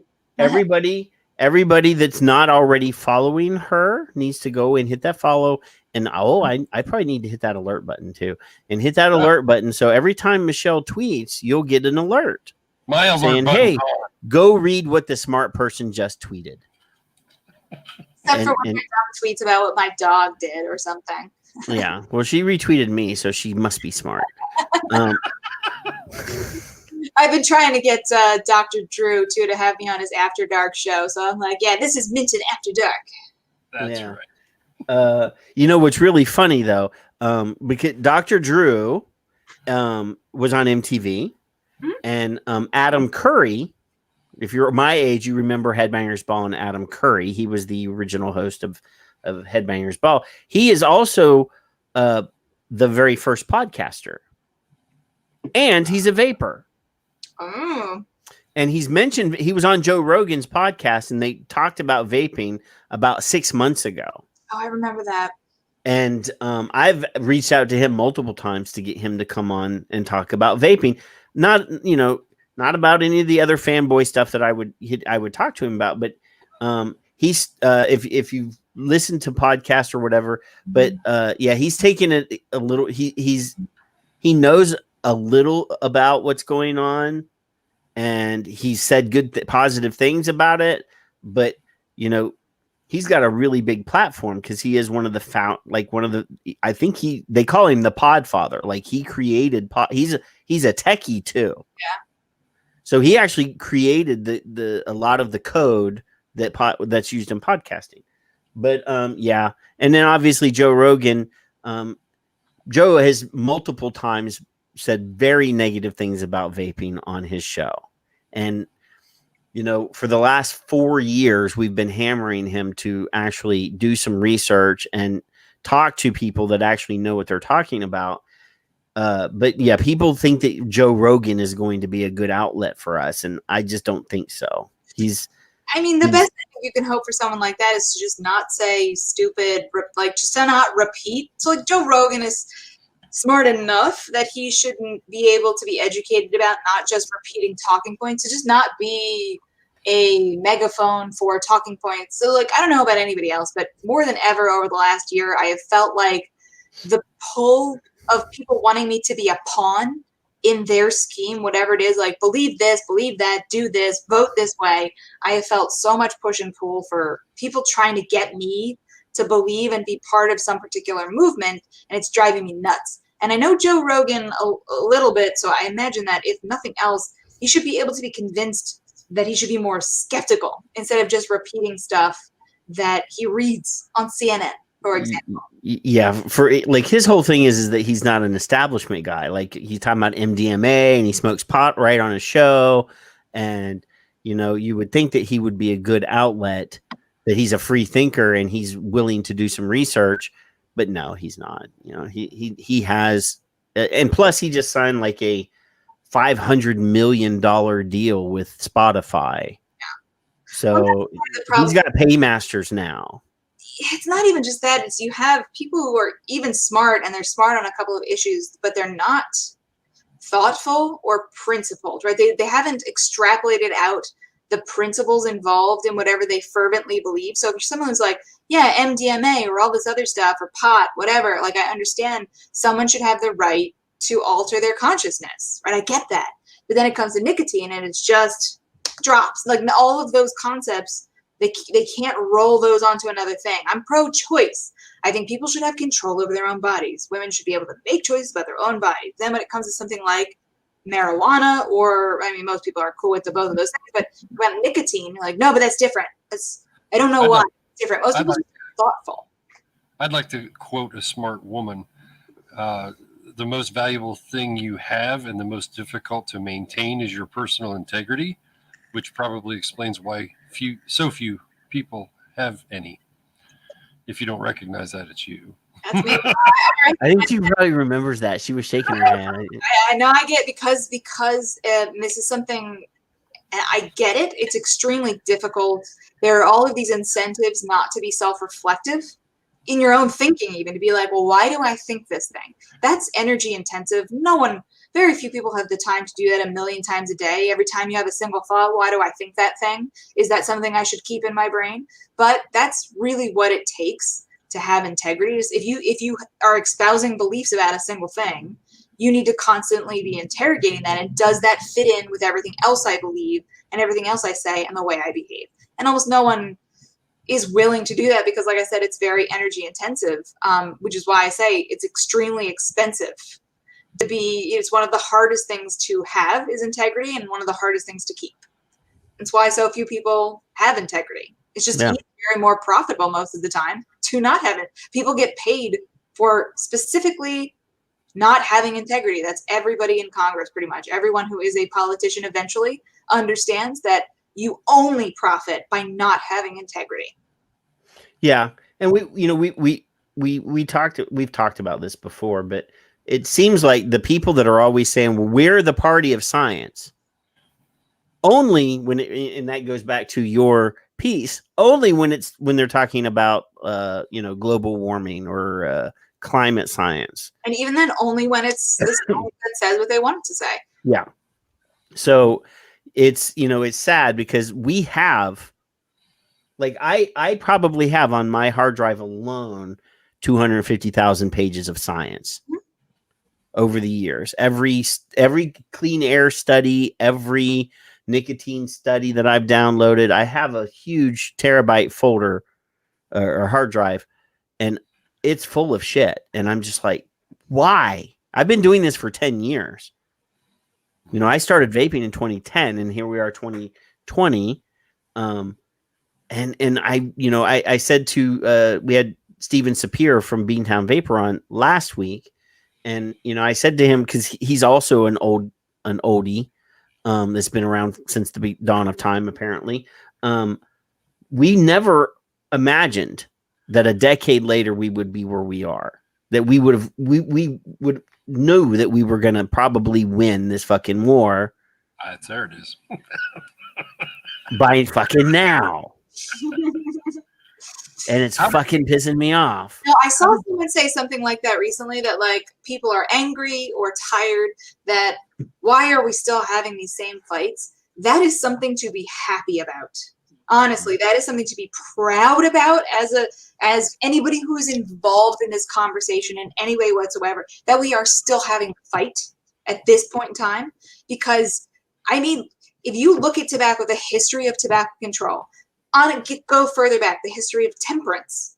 They have had so many decades of indoctrination of other people about nicotine, about smoking, that it's shocking to me in a really surprising way that the vapor market is still here. And it's not going away, no matter what they do. No matter what happens after September 9th, it is never going away, because America is not an island in the middle of the universe, right? Like, we are part of a global market. New Zealand has it. Australia will have it eventually. I guarantee you very soon. UK, loads of flavors. It's all over the world. People travel. We have the internet. We have delivery services. DHL runs every day. UPS runs every day. Even if USPS can't carry it anymore, if that happens. And America FedEx. has the smartest, some of the smartest, most industrious. This is why and I'm going to piss off all of my friends all over the world. This is why American craft beer is one of the best craft beer markets in the world. We have some experimental, industrious people who will make good stuff even when it's illegal. Even if it says, all the rest of the ones that don't say IPA on the side are good. The ones that say IPA on the side need to go in the toilet. Have you ever had Dogfish Head IPA? Yes. So that's one of the few breweries. So I used to call it back in 2009-ish. I said that we were at peak hops war, the like hops arms race between breweries. Like, I have more hops. No, I have more hops. But very few of the breweries could do it well. So it just tasted like garbage. And that's what you have with a lot of IPAs. Very few breweries can do it well. And I'm not a huge fan of Dogfish Head. I like a couple of their beers. But one thing I will give Sam, the brewer over there, the owner, is that he's always done very hoppy beers and IPAs extremely well, if that's your thing. You might just be a super taster. You might not like bitter. On a side note that has nothing to do with vaping, but has something to do with alcohol, because everybody knows that I'm a very high functioning alcoholic. Sometime in the near future, we will have a spirits episode, and we will have a special guest that is a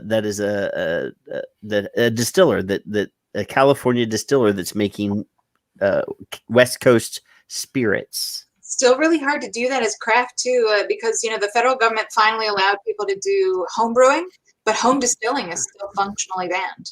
You can't do it in your home, which is, I know people who want to be home distillers and they legally can't do it, but a lot of this guy has a vineyard or a winery as well. That's how brewing happened in Japan. You couldn't brew beer in Japan unless you were brewing it was an insane number. It was like 1 million barrels. So the only people who would do it were sake brewers. And I've had some of that beer. It is the weirdest beer I've ever had in my life. It's like cedar, like out of cedar. Yeah. So I lived in Japan for a while, and it's my favorite place other than here. Interesting. If I couldn't live here anymore, I would live there. I would live there with my brother-in-law if he moved there with me, because he's fluent in Japanese. He's so he's just like giant, and I say giant. He's like 6'6", 6'7", white dude who speaks fluent Japanese, who just gets to walk around Japan and listen to Japanese lady talk shit about him, and not because they don't think he speaks Japanese, and he does, which is very fun. Yeah, when I live there, I don't speak Japanese, but it's like Spanish. I can listen to Spanish and understand what you're saying without being able to speak in reply. Yeah. I can do the same thing with Japanese. Wow. I can get the basic structure of what you're saying and the theme of what you're saying. I might not get all the nuance. And the sad thing is Japanese is all nuance. So yeah, but I can get the subject and verb, but I found I didn't have a hard time living there because everybody understood what I was saying. So I experienced that in Greece. I actually, for more than a year, I was learning Greek because I wanted to go to Greece, and then I had a random opportunity to go for work, so I went to Athens where everybody speaks English, and I didn't need Greek, but I kept trying to use it, and people were like, "You're learning Greek? Why are you learning Greek?" And it's like, why not? Yeah, I mean, my wife is from the Philippines, and we do go over there quite often. And technically, English is their legal language. Like everything legal is done in English. That you go in, if you're in court, it's in English. But everybody from the Philippines, every person that's in the Philippines speaks at least 3 different languages, which because they speak English, they speak Tagalog, which is the national Filipino dialect, and then they speak whatever dialect is spoken in their native region. Or if you're from Philadelphia, you'd be like Tagalog. Yeah, Tagalog. No, I as an American, it's really depressing. But when you're just like, learning a language would have been so much easier as a child. But when I was in Europe for the first time, I remember I kind of got angry at the European, looking down on Americans for only speaking one language for the most part, where I was like, you could literally drive 2 hours and be in 3 different countries with 3 different languages. Of course you speak multiple languages, maybe not the same in the Philippines, but with Europe, I was just like, of course you speak French, German, and English. You've got it all around you. We would have to travel many, many hours and spend thousands of dollars to get to it. I mean, or you could just go to Southern California or New Jersey or South Philly and speak Spanish, but that's kind of it. But and to be honest, the Spanish that's spoken in those places is not real Spanish anyway. So yeah. I was just talking to somebody from Spain, and we were talking about languages, and we were, because in Spain there's 3 distinct cultures and 3 distinct dialects. People that live in Barcelona look down on people from other places in Spain because they speak Castilian Spanish, and in Barcelona they speak Catalan. So if you don't, if you don't speak Catalan, they just, now when I was there, they were like, "Oh, you have a nice Southern accent. Come talk to us." Well, that's like Portuguese. So I was a little bit worried about this learning Brazilian Portuguese, but the continental Portuguese, at least the young people, from what I've heard, are actually really into Brazilian Portuguese. So if you go to Europe and you speak Portuguese with the Brazilian kind of accent and words, they think you're cool. I'm like, all right, that's fine, I guess. I don't know. Yeah. I know it's tough. I've never fully learned a second language. I took Latin. I went to Catholic school because they like to beat that Latin into us, which is helpful when you're traveling in Europe because you can pick out base words and kind of try to figure out what the hell they're talking about. But I took Russian in college. Oh my God. I lived in Russia for 6 months and was okay, but that was almost 30 years ago, and now I don't even remember the alphabet. The reading, yeah. Well, not to keep this on the language conversation, but learning the Greek alphabet once I understood how to read Greek, that was much easier. And I mean, I'm still not very proficient in Greek, but once and it wasn't terribly hard, but you really need to keep up with it. I remember when I realized I only knew lowercase letters when I was in Greece, and I was like, oh crap!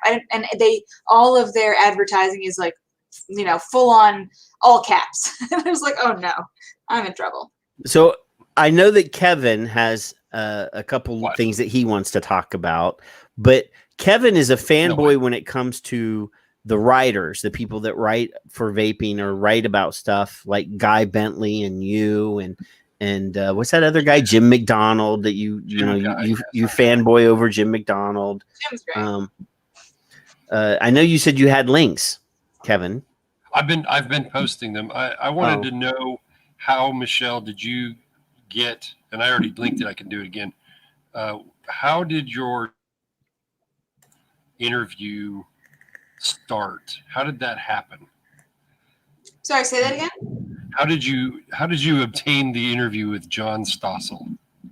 Oh boy, I think they contacted me. The funny thing is, when I first started at CI, so I went pretty much right out of undergrad into graduate school at the University of Maryland for journalism, which I did for 2 months and realized it was complete garbage. Journalism, I mean, and I quit. And I was already working at CI at the time. And really soon, when I started my career, they contacted me about I think it was ageism in the workplace. And I took the train up to New York, did the interview, and they were like, "Can you be more excited?" And I was like, "I'm a 22-year-old talking about ageism in the workplace. No, I don't want to be one of those insane people on the news." And then they never talked to me again until they called me about this sort of thing. And they would they contacted me. I don't know how they found out about me. Maybe someone in the general movement, because John Stossel works pretty closely with Reason Magazine and Reason Foundation. So I think at that time, Reason didn't really have anybody. I mean, Jacob Sullum at Reason has been writing about this at least as long as I have, if not longer. So I don't know if that's how he got. So honestly, I don't know. They just asked me to show up. You were just in the loop somewhere, and you went. Yeah, somehow they asked me, and I said sure. And that interview actually was one of the worst in my life because I got stuck on the train. Not the interview itself. Stossel was fine. His people, all of his staff are fantastic. Yeah. But on the train up to New York, there was some bridge right outside of Manhattan that wouldn't fully close. So I got stuck on the train for an extra 2 or 3 hours.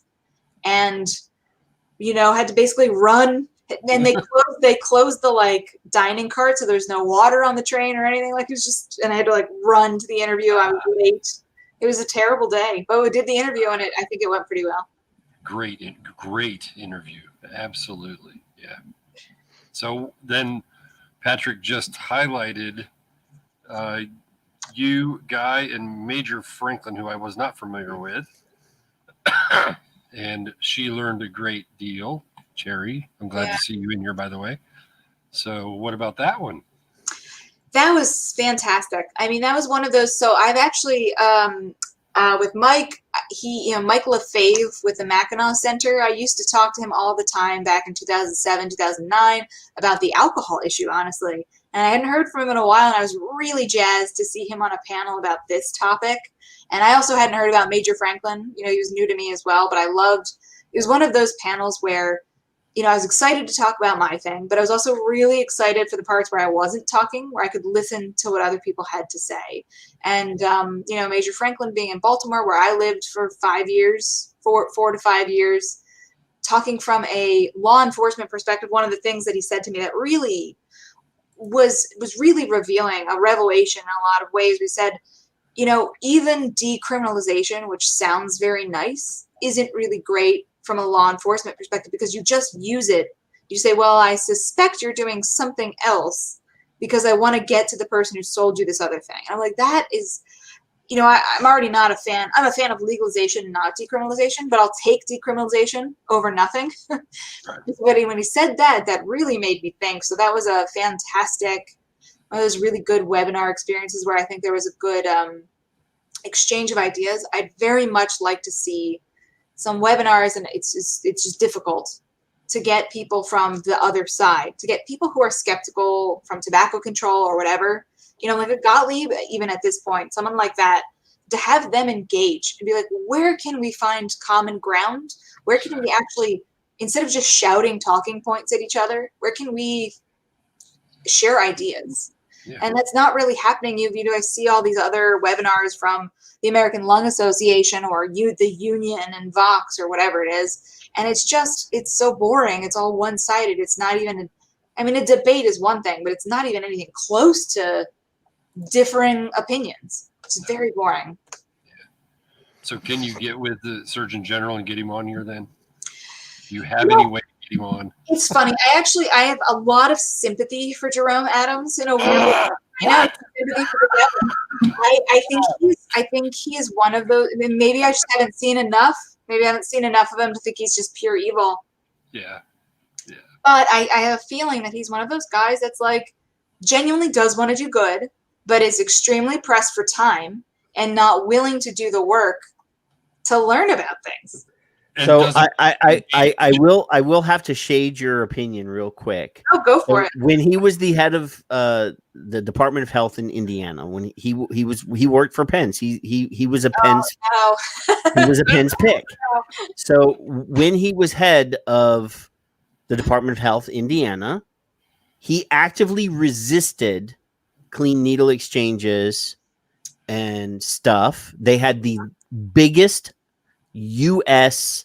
spike in HIV infection, and so this while he was there, and they both, Pence and him both, promoted gay conversion therapy camps. No, and so this is one of those things where like someone has evil effects, and that's that the conversion camp stuff is evil in intent and effect. But when you talk about like even with the harm reduction of the needles and everything, I see evil effects, probably evil intent with, I think it is evil in the fact that if you are in a position of power, it is your responsibility to learn about this stuff before you make decisions. And he's either unwilling to do that or just really interested in serving whoever's right on top, like whoever's just above him, telling him what to do, which is yes, man. Yes, he's a creature. He's a bureaucratic DC creature, even when he was in Indiana. That stuff with the clean needles, this is what drives me nuts about Democrats going against tobacco harm reduction. Was like, you are the ones who thankfully recognize the importance of harm reduction and stuff like, sexually transmitted diseases, sexual education, all of this other stuff. And you're the ones now. And you also recognize it with cannabis. Thank heavens. We are about to have a vote in the House in September to fully decriminalize at the federal level cannabis and expunge records. That's great. Why can you not, again, with the principles and the integrity, why can't you just roll that over and apply it to this other issue? What is it about this? The only explanation is morality or politics. Well, I mean, obviously, Pence is a very, very, very, very faithful Christian.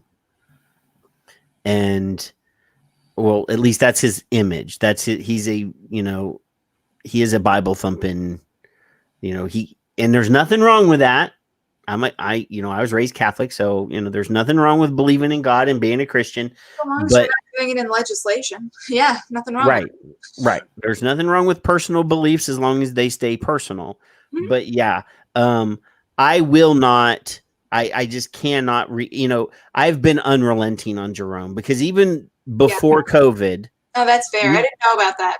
Even before COVID, when we had E-Valley. Like early days, like last August, before first we had information. Leafly had produced multiple articles pointing out that this was going to be a problem.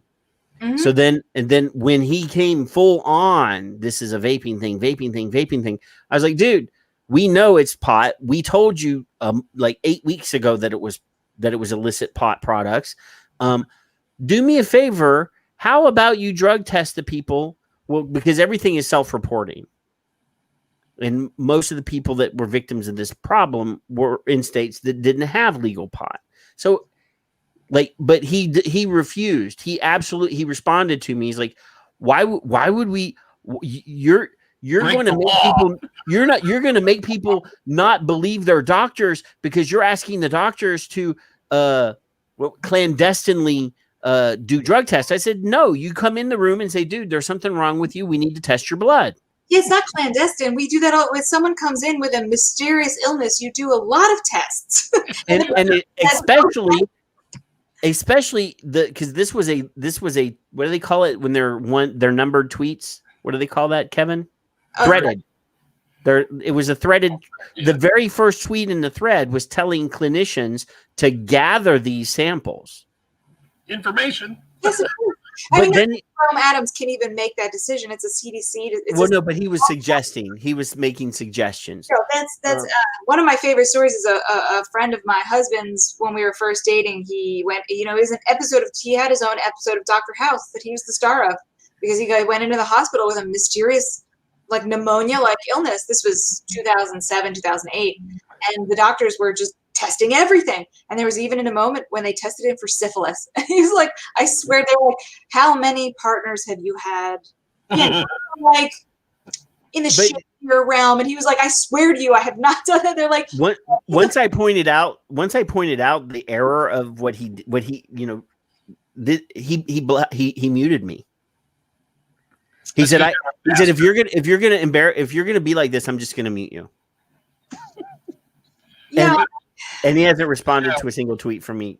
In your professional opinion, or on the drinking game opinion, isn't it automatically his job to say, wait a minute, you're wrong. This is how it should be done, and I don't care who doesn't like it. See, Everett Koop wouldn't have kissed anybody's ass. Or is it his job to lick somebody's sack and say, oh, this is bad. No, we can't do that. It's definitely the latter. It's the latter. No, unfortunately, that's what people are like. Well, this is supposed to be an independent agency. Like there are no the DOJ is not an independent agency. They are serving at the pleasure of the president for the most part. So unfortunately, this is the way. The only thing that prevents people from licking anybody's anything in those types of roles is personal integrity and professional pressure, right? So social pressure of being like, this is unacceptable for someone to behave this way in this role. It's honestly, it's shame, personal shame. And there's such a lack of shame going around right now. It's the worst epidemic I've ever seen in my life of people who are absolutely shameless. Well, Dan has no shame. Do you see that? There's something you said of someone who's like, I have nothing to be ashamed of. That's a cool person. But someone who's like, I know I'm a hypocrite and I have no shame about that. That's messed up. That's what we have a lot of right now in the government and have had. And I'm not saying it's one particular administration, because a lot of these people are not administration bound. They're just career bureaucrats. And part of the fact that they have no shame is that they have no culpability, or even people aren't aware of what they're doing, right? We know Jerome Adams. Most people have no idea. If you asked any person on the street who the Surgeon General was right now, they wouldn't. I guarantee you 9.9 out of 10 would have no idea. Nope. They wouldn't know. They wouldn't know Vivek Murthy was the Surgeon General before that. I would be shocked if half of them even knew what a Surgeon General was. But we've been fighting them so long that we remember their names. I can only name two, except for Coop. I do want to take a minute. So the PMTA thing is happening, right? The PMTA thing is happening. And I've been telling everybody that I feel like that this is a big deal. I really don't. I know that there are a lot of small companies that are trying to put their PMTAs through. FDA has multiple times said in their guidance document they will not be accepting incomplete PMTAs. It's right in the guidance document. But it was announced today that even with this petition that's going on, I'm going to talk about the petition in a minute, that in something Amanda Wheeler announced today or posted somewhere today that they, if you are submitting an incomplete PMTA and you justify it, you put in your letter, your cover letter, why it's not complete, and say, COVID, the different disasters, the fires in California, the hurricanes here, blah, blah, blah.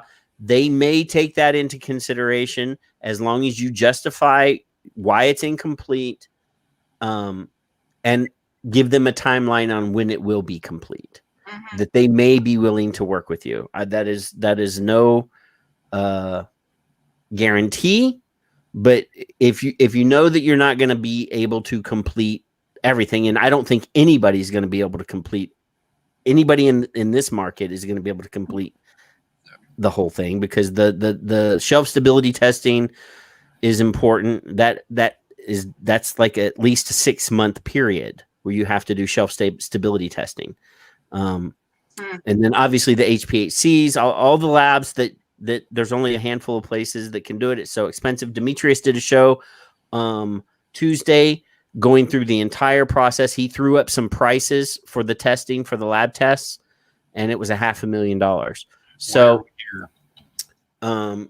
that's important. But Keller and Heckman, Azim, and the guys at Keller and Heckman put up they sent a petition to ask for a 180-day extension, I believe. There is an open comment period. It's essentially the same as the ANPRM. You go to regulations.gov. Do I have the link? Did I post the link? I think I put the link up above somewhere, but I'll put it in again. Seriously, you guys, everybody, there's a CASA call to action. If you are a consumer, go to CASA and look at their guidance. If they have a link that will help you, do that. But this is regulations.gov. This is the website. All you need to do is click on this little blue thing right here where my finger is and hit comment. And then, you can type it in your Microsoft Word. That's what I normally do, is type it in the word processor. I copy it. Then I attach the file, and then I paste the comment in here as well so that they have it in 2 different places. I love, you guys know how much I love keeping copies of every letter that I've ever written so that I can sometimes repurpose those. This is important. As a consumer, we should be asking for the FDA to give the manufacturers time on their PMTAs, because as a consumer, this is this whether there are people out there that will argue that we're so far into it now that we're not going to go back to smoking. But I have been vaping 10 years, and I still like my 12 milligram nicotine. Kevin has been vaping a long time as well, and he vapes 18 milligram. So we're junkies. We are nicotine addicts. I put in there, that nicotine is beneficial to me and I need access to these products, or I know I will go back to smoking cigarettes. So you need to do that. The other thing I need to hit on is the UVA rally. I won't be able to go. Saturday. Kevin, are you going? Still going as far as I'm concerned, yes. And Mcihelle? I was invited to speak. I was so excited to go, but unfortunately, my husband is recovering from his second bout with mouth cancer. So I can't take any of those risks, unfortunately. I wish I could be there. So the last time was one of the best experiences I'd had that year, for sure. It was so inspiring. I was very much looking for, I got to meet some of the people I'd never met before. And Amelia and Nick Grim Green and everyone else. But this year I can't, and it's really depressing and sad to me. I can't go. But I hope everyone else goes. I'm going to be streaming it. I'm going to be eating like a mother all day, the whole thing. I'm going to be restreaming it here on the page. But yeah, I mean, I work in healthcare. One of my coworkers had incidental contact with somebody that had COVID, tested negative, and they still said she had to stay home for 14 days. Yeah. So if I travel outside of the state, they're telling me that I have to stay out of work for 30 days. Yeah.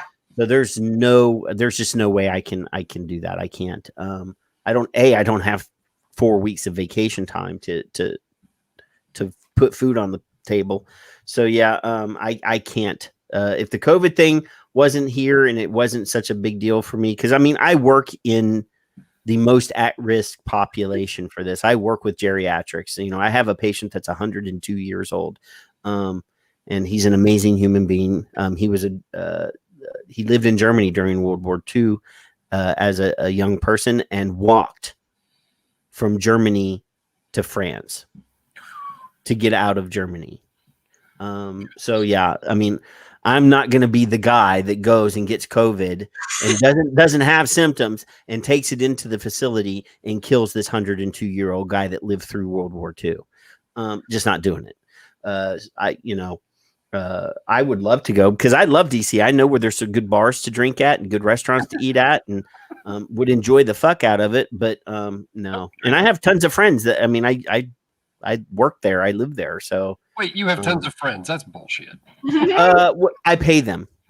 I normally buy all the rounds. So you're just saving money by not going. Yeah.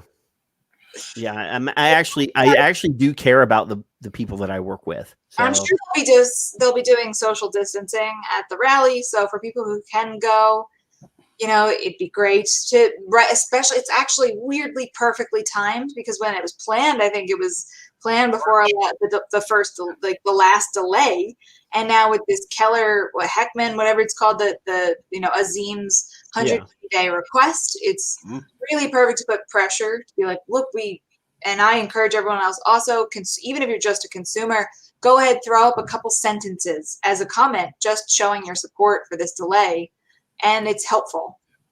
Yeah. I mean, and the other thing is even if you don't watch the show on YouTube, I need everybody to go to the YouTube channel and follow. I mean, the YouTube thing is an afterthought, but I just realized that if we get 1,000 followers on there and enough minutes viewed, we can actually turn on the super chat thing so that Kevin and I can get booze money. We don't really need a lot of money to pay for anything, but if we get enough money in there that we can buy booze or flavors, because we're starting DIY, that would be okay. So yeah, go to the YouTube channel and follow the YouTube channel. I've had the YouTube page forever, but never put anything on there. Cause this used to only be an audio show. I really like audio podcasting. And we just did the video thing because Fig wanted to do it. So yeah, just, if we go follow it, get the alerts. That damn Fig. I know that jackass. I watched him on live stream today about getting the last orders of liquid before the PMTA deadline day. It was kind of sad. I love him. It's, it sucks, but it is what it is. I know that we're here longer than what we agreed on, Michelle. I'm so and we're having fun, but Kevin said that he's old and he has to get up early in the morning. At some point, you just let us know when you're running out of steam. But yeah, the extent. So anyway, the PMTA thing. So there's 7 modules to the PMTA, and if you really want the really in-depth look at it, go and look at Demetrius's video from the other day, the DP show from the other day, and he had like an Excel spreadsheet, a PowerPoint presentation with slides and descriptions and explanations of what everything is and so forth and so on. But I mean, primarily the message that I've been pushing, especially at Donald Trump, I mean, the last month I've been unrelenting on Donald Trump when it comes to this PMTA thing. Because a lot of people in the vaping space, they still haven't realized that I don't think he's going to do anything. I mean, we had a meeting in the White House 10 months ago before COVID. Yeah. And I read the transcripts just the other day, just so that I could read the transcripts and verify for myself that he understood the problem. He understood what was going to happen and the ramifications and the repercussions. And everything that he said in there basically led me to believe that he understood that if this happens and 89 to 99 to 100, 99.9% of the mom and pop businesses disappear, that it's going to create a huge black market. It's going to create a doorway for counterfeiting, like counterfeit products. Somebody actually just tweeted me a copy of one of his tweets from the day after that meeting. And that tweet specifically shows that he understands what's going to happen. And he's done nothing. Like, he had 5 months from that meeting time till the first COVID stuff happened. So there was 5 months where he had the ability to act and didn't. And now everybody wants to push that the election's coming. If this happens in 8 days or 10 days or whatever it is, and September is coming up. If this happens and we have September, October, November for the election, that's 3 months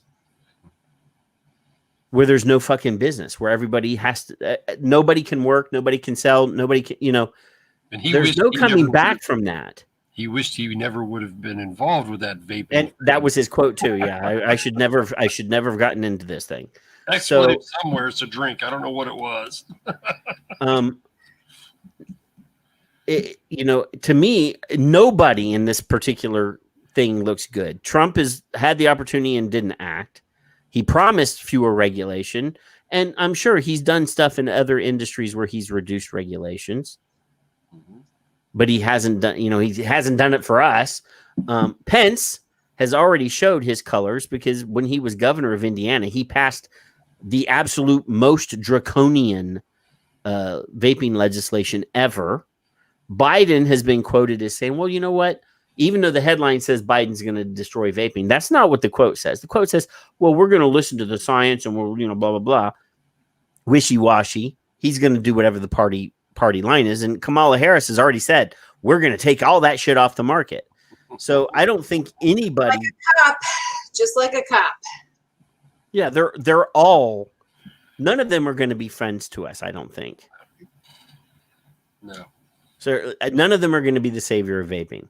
And if something happens and he sees the rally and he decides, well, I'm going to, I'll make a promise. If your guys come and vote for me in November, when I get reelected, then I'll do something. The industry's already gone.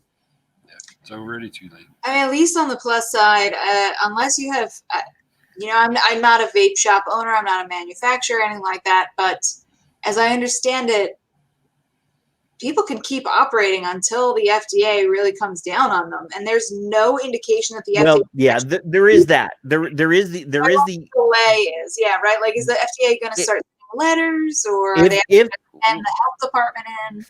So here's the deal with this: if FDA doesn't act, if FDA doesn't do anything, every Department of Health.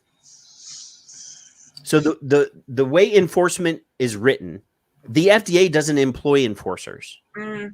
Every state contracts their enforcement out to either the Department of Health or third parties. I actually have a list of all of the even the Department of Health. I mean, they can come in every once in a while. I mean, it'd be interesting to see, and you're going to have some laws. But they get to keep any fines that they levy. So there's motivation for them, whether FDA tells them to or not. They legally can. I'm hoping that Matt. There's a lot of fucking ifs here. I mean, I'm not saying that it's gonna happen.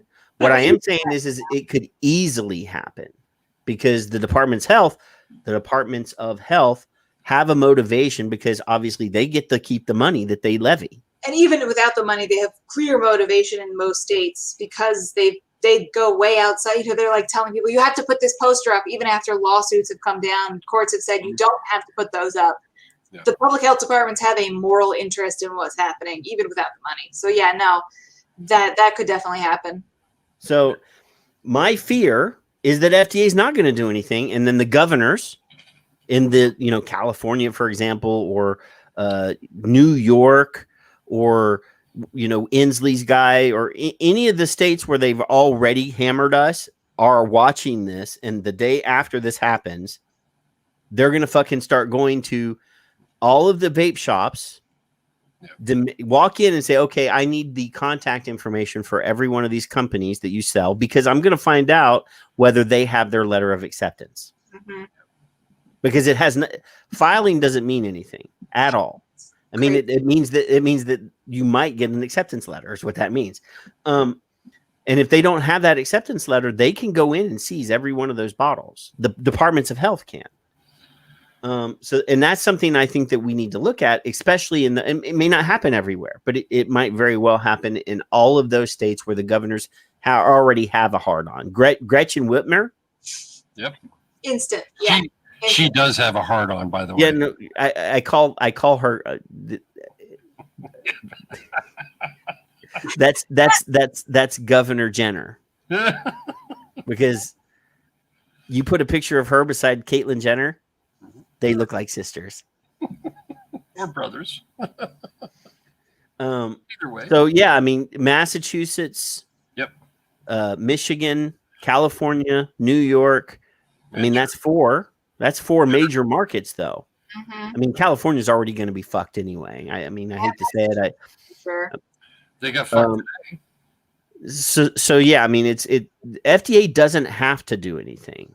I mean, obviously, if they sent out a letter telling everybody, hey, we're gonna hold off, that still doesn't mean anything when it comes to the states, because they can go after, because everything is on that timeline, everything is there, and it's so scary, because even if you're trying to fly under the radar, even if you don't believe that there's going to be enforcement today, how can you plan for the future of your family, your employees, and your business while you're fucking in limbo? This is the worst thing ever. That's the thing. I would love to see a timeline of how often the timeline has shifted. Like how I'm not in any of these. How did this plan for this when it was, you have 4 years. Hey, guess what? You got 2 years. Hey, guess what?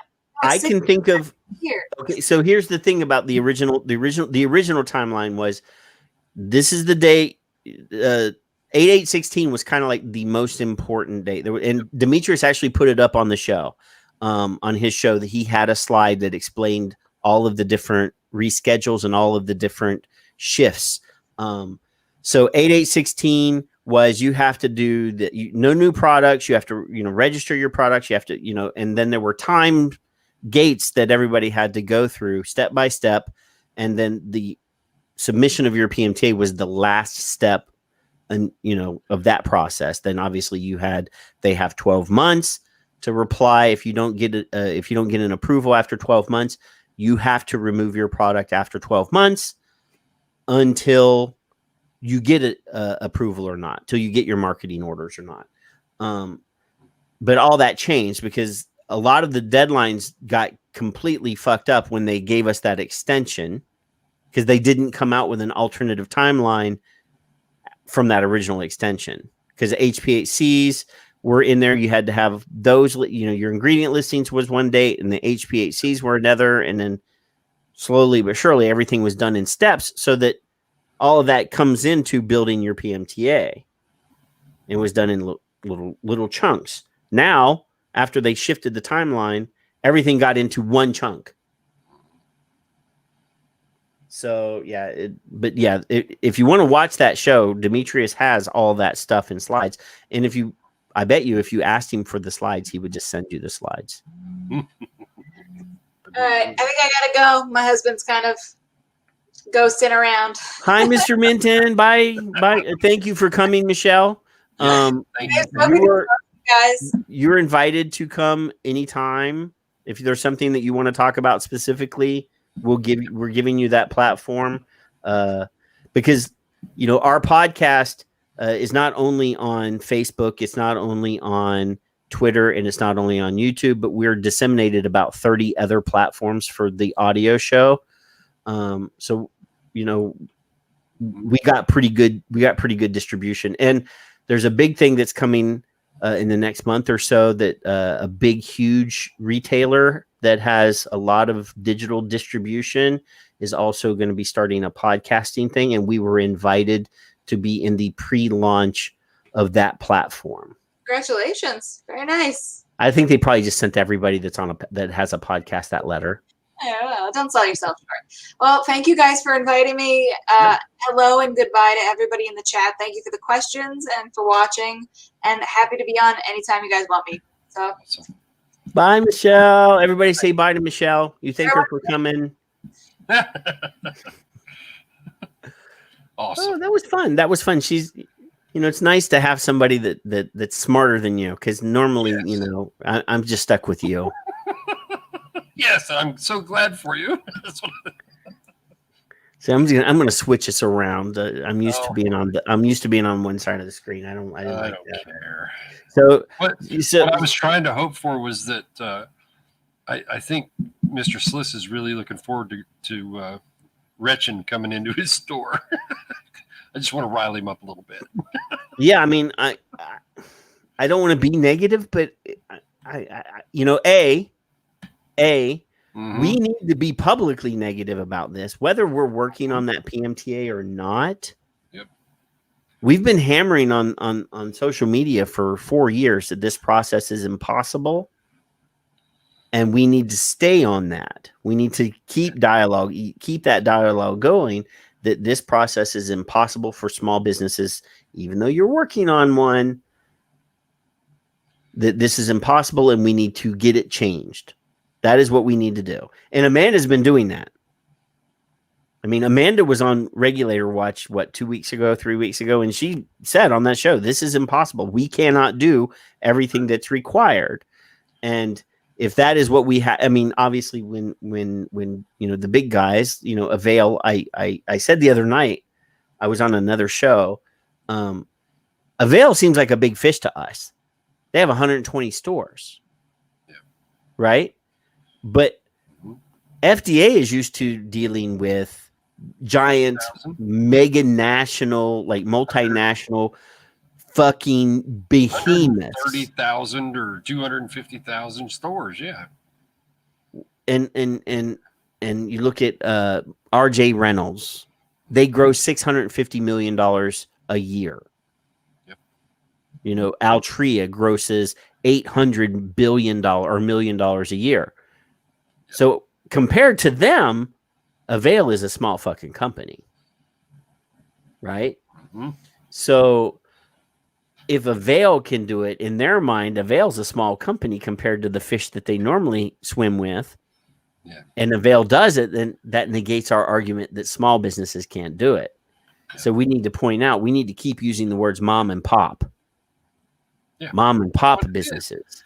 That's exactly what those are micro businesses. Those are not small businesses. Those are micro businesses.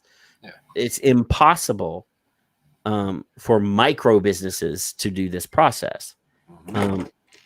And obviously, I need to look at what Amanda said and find out where she got that. But Amanda says that they're basically announcing or saying that they're going to listen to your excuse as to why you're not complete, and on a case by case basis, accepting those incomplete PMTAs if your excuse is valid.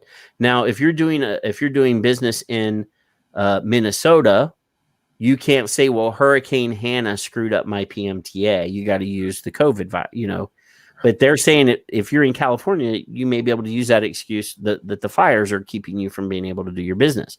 Or if you're in Louisiana or Houston, that Hannah or any of these other storms, because there are two storms, Louisiana and the northern part of Texas got smacked by two storms in a week. Plus Hannah went through there. They got some of that. So, obviously these natural disasters can be used, but I'm kind of worried, and I want everybody to be realistic, because I posted this week something, and one of the people that read it freaked out because they were under the assumption that just because you submitted a PMTA that you automatically got a year to stay open, and they didn't realize that FDA was going to be pre-screening all of the PMTAs, which I've been saying for the last 2 months. Everybody needs to be aware that, they're not going to accept everyone. And if you go to the FDA's website, they actually have the numbers of PMTAs that have been submitted already, how many they've accepted and how many they didn't accept. And there's a column there. So that means obviously they didn't accept everything. So they must be looking at it. They're looking. So waiting for this. Be realistic. Fight like a motherfucker. Do whatever you can. Any means on your cover letter, explain why your PMTA is incomplete. Give them a rational explanation. Give them a date that you possibly could have the stuff that's missing done, and maybe they'll accept it. I hope so. Yeah. So Cherry makes a point. Accepted is not guaranteed 12 months. It's at least 12 months, which means that if they reject it before that 12 months is up. Right. So, the whole PMTA process is bullshit. We've said it before. We've tweeted about it. It is a group of 19th century or 19th century agricultural regulations, because it's for tobacco, does not qualify these technological products. So it's crazy. No. And if it was that big a fucking deal, they'd have thrown it out a long, long time ago. Yeah. So anything exciting this week on Twitter? Oh, I was more pissed off about the hand sanitizer than anything. That kind of. Yeah, you sent me that, and I clicked on that link, and I was like, I did the build up for that, and it was the wrong fucking article. That's all right. I knew where you were after I realized you were wrong. I put a tweet out, which actually was partially to Mcihelle. I'm looking for public health to still mean something. I'm looking for unsung heroes who are tired, which is everybody in the room. I'm pretty positive of that. I'm looking for consumers who are pissed off, and I know where to find those. I'm looking for those who are louder, and then I'm looking at you because you are CASA, and then I put a link to them underneath me on the Twitter line. This literally is a click. Put your address in if you don't want to say anything. It's pre-filled. You just click, bing, bang, boom. That's one way to do it as a consumer. There's another way to do it as a business. Jim McDonald, and I'm looking for it now, had 3 ways to do it, I believe. So I'm looking for that. Not really. Well, I mean, I showed one. You could go straight there and do it, and I think there's a link from CASA. You can do it from there. Have to, must, have to. Yeah, everybody has to do it. If you're in the industry, I guarantee you that Keith Gossett, Bucky, I bet he did. Is either already done it or he's in the middle of composing it. Mark, I know Mark is in the industry. I'm sure Mark has already done it. I've already submitted mine. But yeah, this is crazy. But this is the last tweet. I just showed it on the screen a while ago. I'll re-show it. This is the last tweet that I sent today so far. And this is a retweet of Trump's November 11th tweet where he says he will be meeting with representatives of the vaping industry together with medical professionals and individual state representatives to come up with an acceptable solution to the vaping and e-cigarette dilemma. Children's health and safety together with jobs will be a focus. Yep. Right? So my response is 10 months later, Donald Trump, and your acceptable solution to the vaping dilemma, and this is in parentheses, allowing smokers to save their lives by choosing an e-cigarette or believe a bunch of folks that profit from cigarette sales and people dying. Your solution is to do nothing. Ever hear of Emperor Nero? And what's really funny is I'm going to scroll down here because Emperor Nero responded saying, okay, thanks for mentioning me. I am the greatest. Nero the Emperor. And then do that. And then, well, I got the Rockford file. I got Jim Garner's daughter to like a tweet last week. And obviously this is a screenshot of Donald Trump from that same time. It says, while I like the vaping alternative to cigarettes, we need to make sure this alternative is safe for all. Let's keep counterfeits off the market and keep young children from vaping. So again, I said a while ago when Mcihelle was here, I said it seemed at the time that Trump understood the situation. And that tweet points out to me he did that he understands the situation. And he had 5 months before COVID hit to deal with this. I mean, people can't use the justification or they can't defend him by saying, well, he's got a lot of stuff on his mind, because he didn't have COVID on his mind for 5 months. No, he had Jerry's bitching and crying and moaning about it with his girlfriends over at Pave. He had Steve, around. And Azar, right?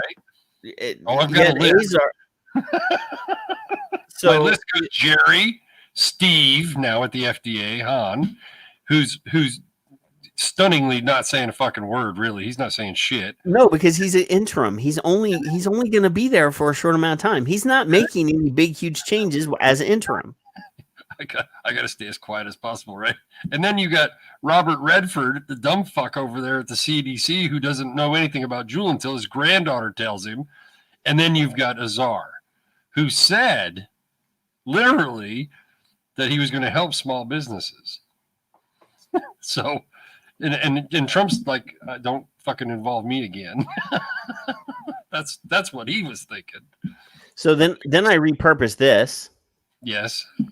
So this is a meme, and it's basically the quote that I said a while ago. If we can get all those people to completely switch all of their cigarettes for one of these non-combustible products, e-cigs, that would be good for public health, right? So part of the PMTA process is that you have to prove that your product is beneficial for the public health, right? So yes, you're Zeller, to prove an innocent, right? Zeller knows. I know he knows that vaping is a benefit for public health. So why do we have to prove it? Because he actually said it right there.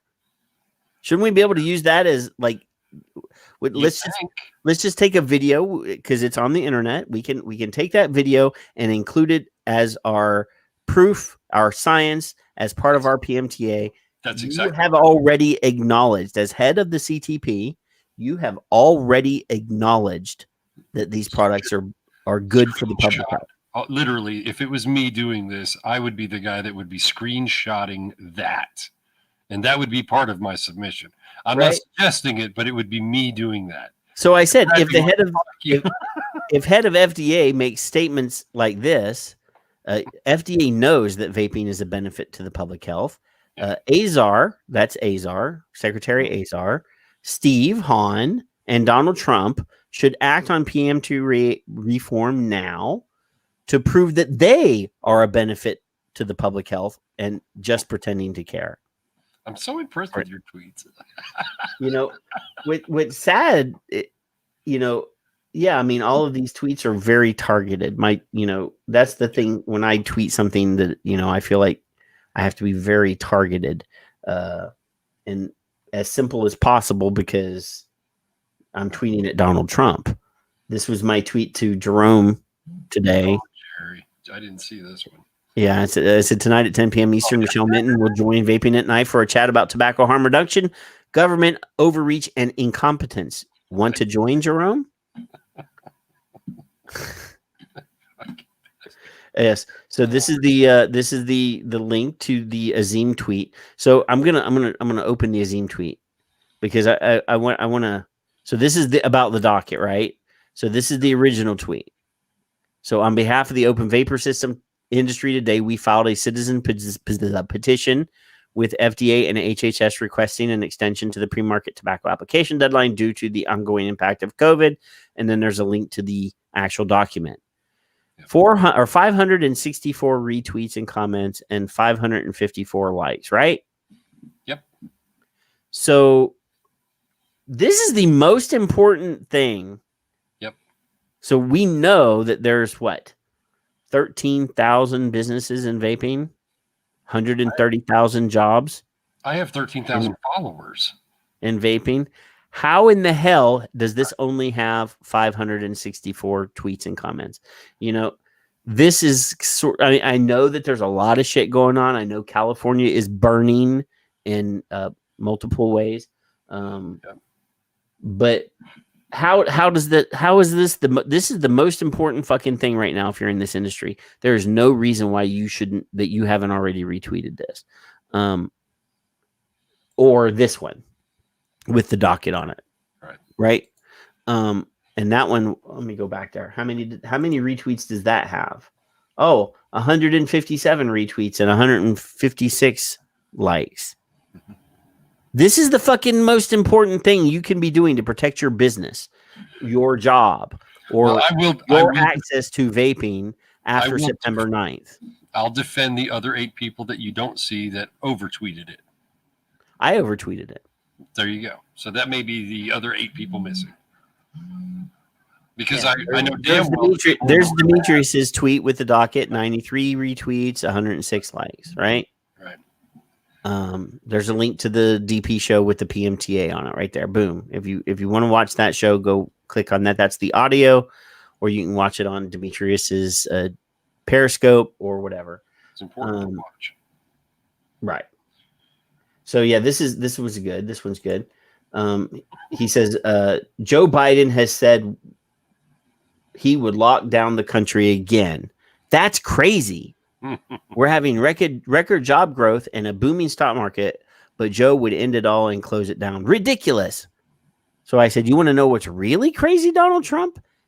Secretary Azar promised small business help with the FDA's tobacco PMTA for vaping, but in 15 days is poised to crush 13,000 small businesses, 130,000 jobs, and you're standing by and doing nothing. That's crazy. PMTA reform now, not later.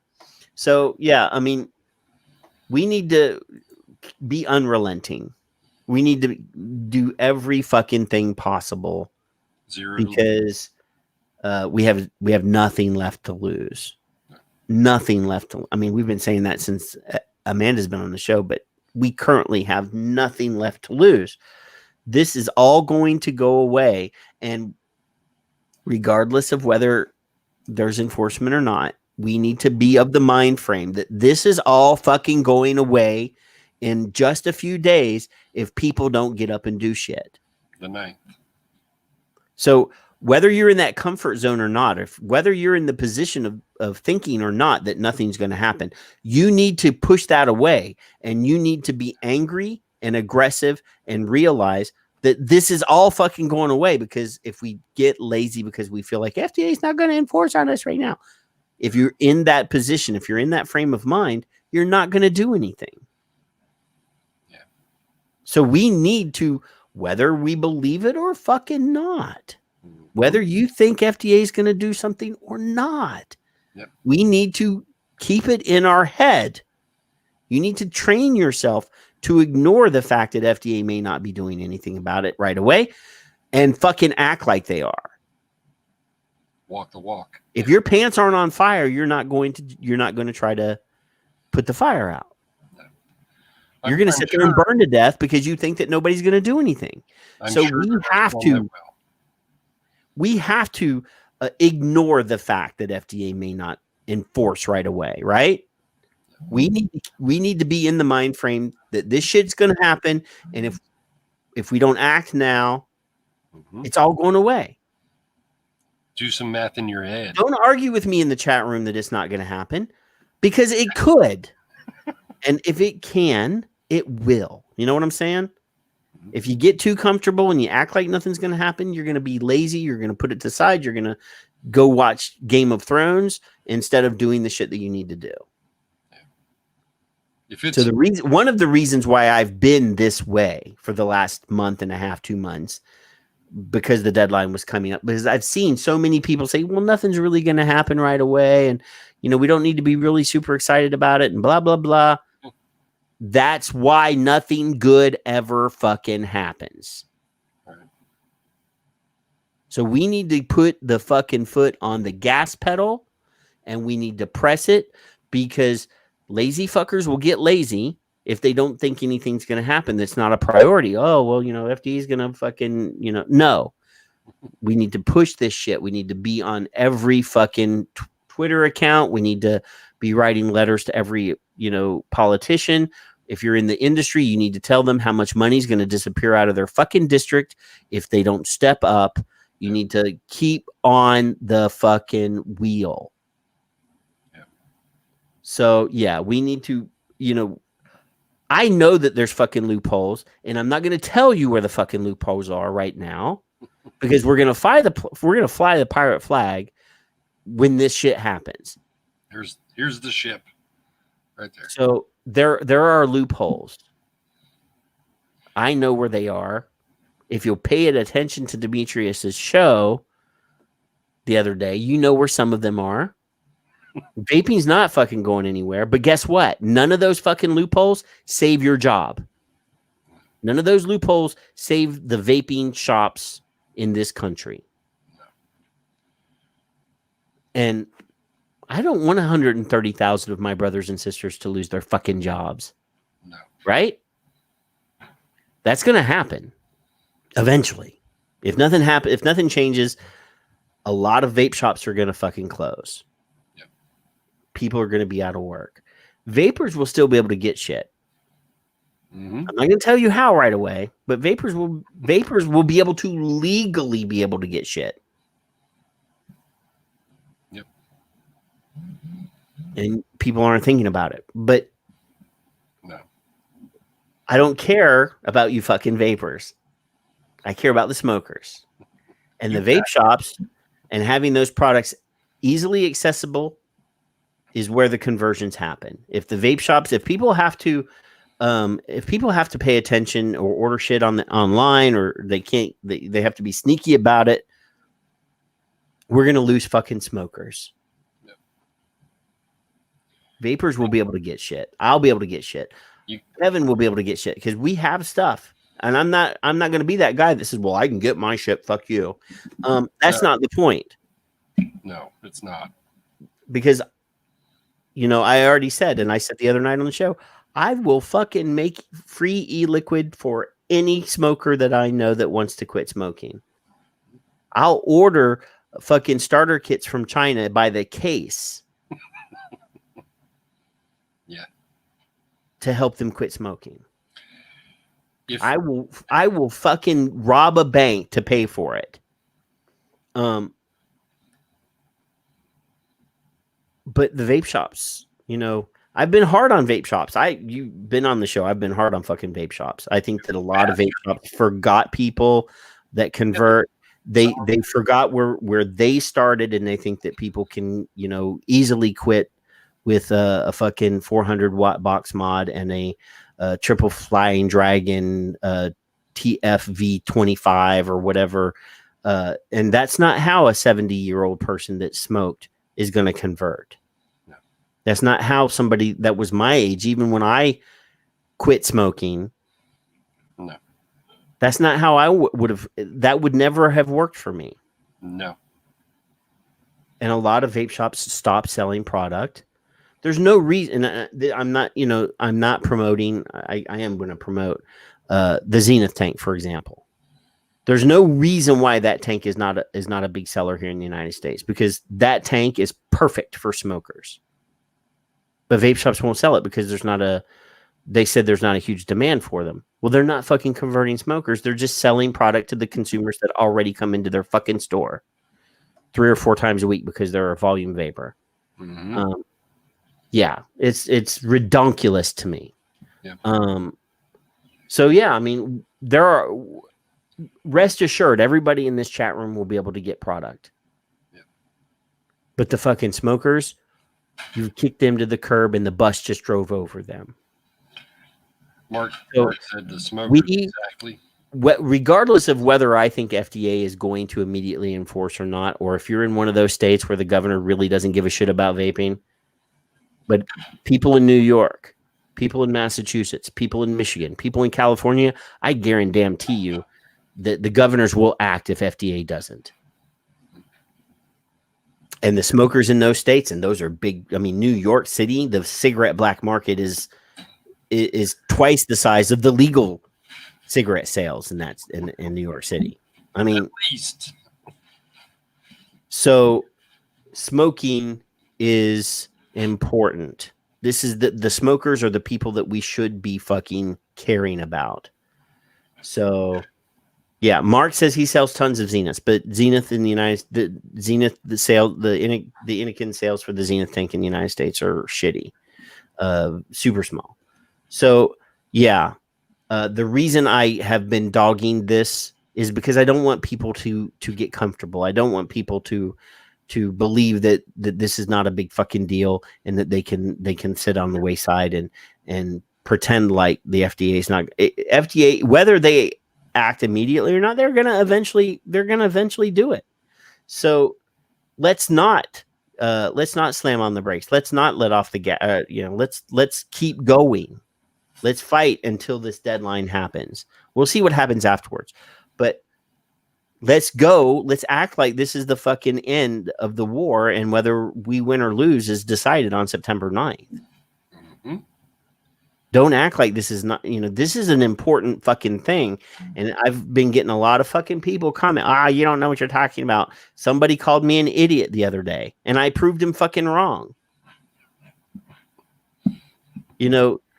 This is one of these dim-witted fucking people selling compliance, FDA compliance as a business, acting like just because you submitted a PMTA that you get a year on the market.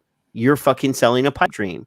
FDA is looking at these PMTAs and sending letters of acceptance to the higher quality ones, and they're going to scrutinize and decide whether or not to accept the ones that are incomplete. That's exactly what their fucking guidance says. That's exactly what that statement from Amanda today says. So yeah, I'm not a fucking idiot, dumbass. Why stop? It's not just me, it's us. Yeah, we're not fucking stopping. We're going to push this fucking message that this is an important day. This deadline, don't get lazy because this fucking deadline, it may not be, it may not be the deadline that it is.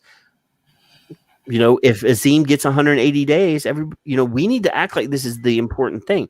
The 180-day extension, if that happens, great. But then we have 180 days left to fight and act like the fucking doomsday is going to happen in 180 days. Mm-hmm. We cannot be complacent and continue to expect these fucking extensions, because eventually they're going to say no. We've had 7 years. Really, I don't feel as much sympathy for a lot of the people in this industry because you've had 7 years. You would have had 9 years if the extension didn't get changed. You've had time. So you can't act like at the last minute within the last 3 months or 4 months or 5 months that you've been working on this. You've had 7 years. Mhm. So nobody can say, well, I didn't know. Right, Kevin? No, there's people that don't know. Anyway. Lots of people. Anyway. Whew. All right, I got most of that out now. You can talk some more. There's I don't know how many mindsets there are.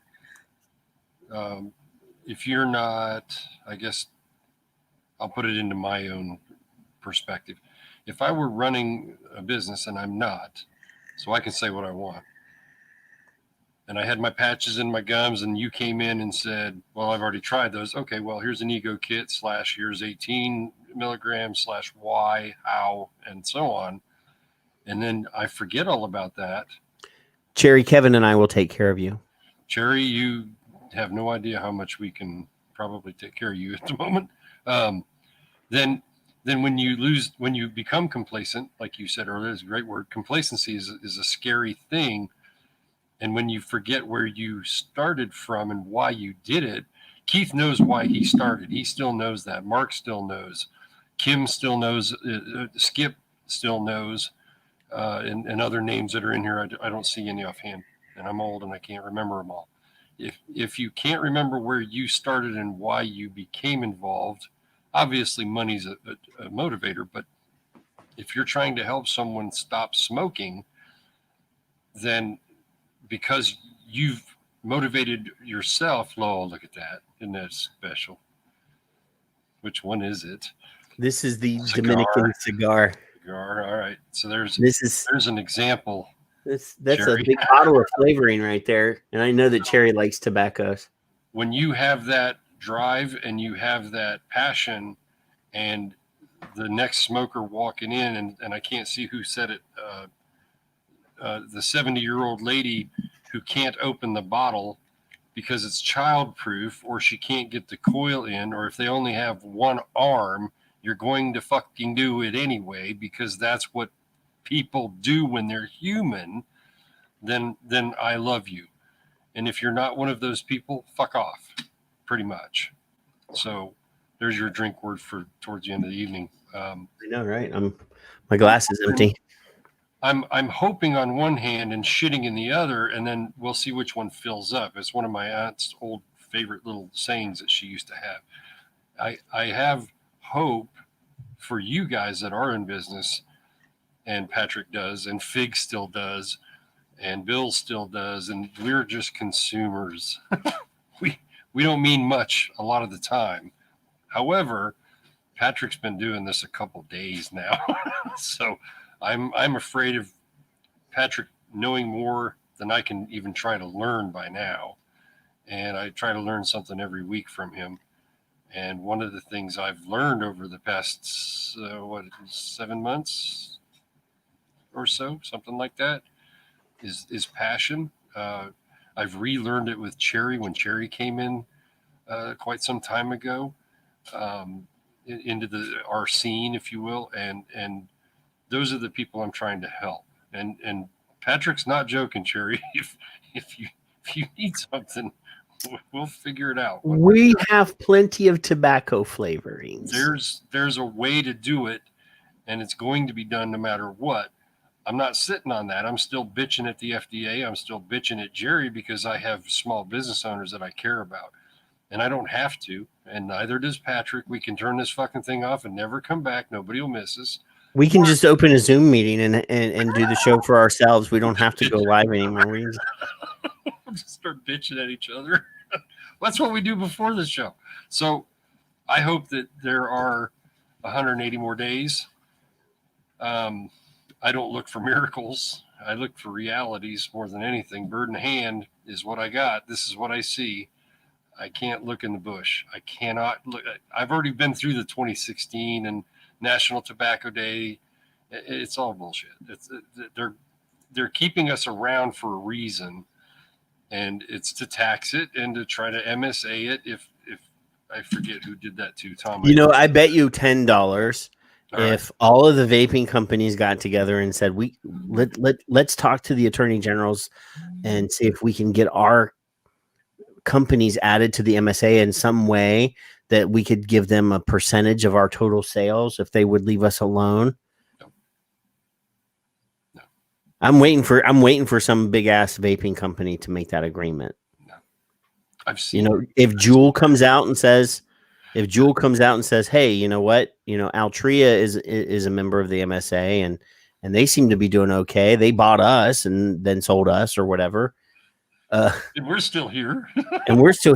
Maybe we should make that kind of agreement so that we can keep doing, I'm waiting because if one of the fucking big vape companies does that, they've got the fucking monopoly.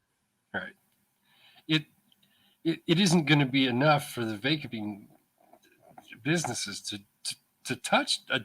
They couldn't do a day's work. I mean, the ultimate size of the industry at this point, the only way it would happen is if the attorney generals looked at the projections and said, you know what, one day these guys are going to be big and we want 10% of that. Right. And they have to be willing to do it. It's a whole different contract. You're not going to just be put into it. No. Other companies that were not original signatories to the Marlboro protection bill have signed on. But tobacco cigarettes, not tobacco product, is why it's just an amendment. It's a formality and amendments, right? So it's a pipe dream as well, but no, that's not a fucking dream because that would fucking ruin the rest of the vaping industry. I mean, if Juul and RJ Reynolds that makes it, if all of the big tobacco companies that made vapor products did that, all they got to do is call Matt. They'd be protected. Yeah. It's a scary fucking world. Mitch Zeller, I got a little different perspective from Mcihelle. I think he's a fucking crook. She thinks that he wants to be, that he really wants to do good. You have to engage. I know somebody that's been in a meeting with him face to face with him, brought him an alternative to the problem that was reachable and still difficult. So the thing is when you go there with an alternative regulatory scheme, it has to be difficult, but still achievable. Beneficial to them. And I was told that he immediately shot it down. Like not even, and I'm not talking about Amanda. I'm talking about somebody else. Took a multi-million dollar, spent millions of dollars developing this thing, talking to tobacco experts, talking to regulatory people, went in with an alternative regulatory scheme, sat down with the four big fuckers, and was shot down. Yeah. So he was in the room. So sad. So I just don't have that same opinion that she does, and she had an opinion about Jerome, but I think I was able to prove my point on that one. I'm still a fanboy, so it doesn't matter. You're not going to change my mind. He's got a shiny bald head. I'm talking about of Mcihelle, not of him, you doofus. So if the small businesses are still being louder, that's what I want to see. I'm looking for the heroes. I really am. I don't want any complacency. I want everybody to think that the fucking devil's coming for them in just a few days, and they need to stay on course and aggressive. Look out your door for Matt Myers. That's what you should be doing. I mean, if you're gonna, and I've seen people, they're not gonna enforce, and I said this a while ago. No. If you get in that frame of mind, you're not really gonna be worried about it. You're not gonna be vigilant. You're gonna, be more lackadaisical about it. And the whole point of all of the, scare tactics that I've been fucking pushing has been to keep people worried, aware, and aware, ultra aware. If I were a business and I knew somebody might come in my door and say each bottle is a $5,000 fine, that would wake me up. Of course you can file bankruptcy. I mean, even if they don't fine you, even if they just confiscate your thousands of dollars of inventory. Right. Oh, they're going to find you. I know, but I'm just saying. Well, it's good to fund and dream. I mean, their whole motivation is the fact that they get to keep any fines that they levy. Of course. And then they're going to send them to journalists, and the journalists are going to write. Regardless of whether FDA has the money to do it or not, they don't need it. They've already signed the contracts. No. Yeah, the enforcement is all contracted out. Mm-hmm. And the people that have the contracts have a reason to enforce whether FDA does or not. And all the body parts are going to participate, and they're going to drive by, and they're going to see Bob's open, and they're going to call their friend at the city, and the city's going to call the health department. Well, luckily here in Texas, the bill was written in such a way that only the contracted person, the contracted agency, can do those sting sales. Oh, okay. So, okay, if Tobacco Free Kids pulls in some kids and goes and does these straw purchases or sting sales or whatever you want to call it, they can actually get in trouble for doing that here. Oh, okay. But good. Shell Hamill had her fingers in that bill, and that's why it was written that way. It's not written that way in other places. I've seen news stations. We always say that vape shops are good at age enforcement. Mm-hmm. A very big e-liquid manufacturer that I know that just happens to own a chain of stores got busted on the local news where his stores are because they sent in an underage person. The news channel got one of their kids to go in and buy e-liquid, and they got sold e-liquid. So, that doesn't make us look good. Mm-hmm. Yep. So, On the other hand, we both promote, fuckwittery and the like to. I'm not in the business to go against it. What I do doesn't do has no effect on the industry whatsoever. I'm going to make sure that people don't die of smoking. And if that means that I have to go over to that little mixing station and throw a couple ingredients into a beaker and put it on the magnetic stir and heat it up and stir it for a little while and then put it in a bottle and put it in an envelope and send it to somebody, I'm going to fucking do that. Is it good to heat it? Paul says it is. Yeah. Okay. I didn't know that. Yes. I mean, it takes less time for the flavors to marry each other and, start dancing around and blending up if it's a little warm and thinned out a little bit. And I'm learning words like notes. And yes, and Jennifer's not in the industry, and Jennifer's a very good e-liquid designer, flavor developer, whatever you want to call it. I wish I had a bell. Yeah, every time we recruit another pirate, we should have a bell. I'm gonna get a bell tomorrow. Bing, bing. Jennifer's. Yeah, I'm not promoting anybody that's actually in the industry from being a scallywag, but those of us that are not in the industry, we're gonna fucking have an army of scallywaggers. I'm making up new words every day. It's not gonna be pretty. We might have people all over the world it'd be better scallywagging with us, sending product into the United States. Look, she's got a flag. That's the international symbol, I think. Of scallywaggery? Yeah. The Jolly Roger is the international symbol of scallywaggery. Yeah. Oh, there it is. She's a scallywag. You scallywagger. As long she is a scallywag, not a scallyhag.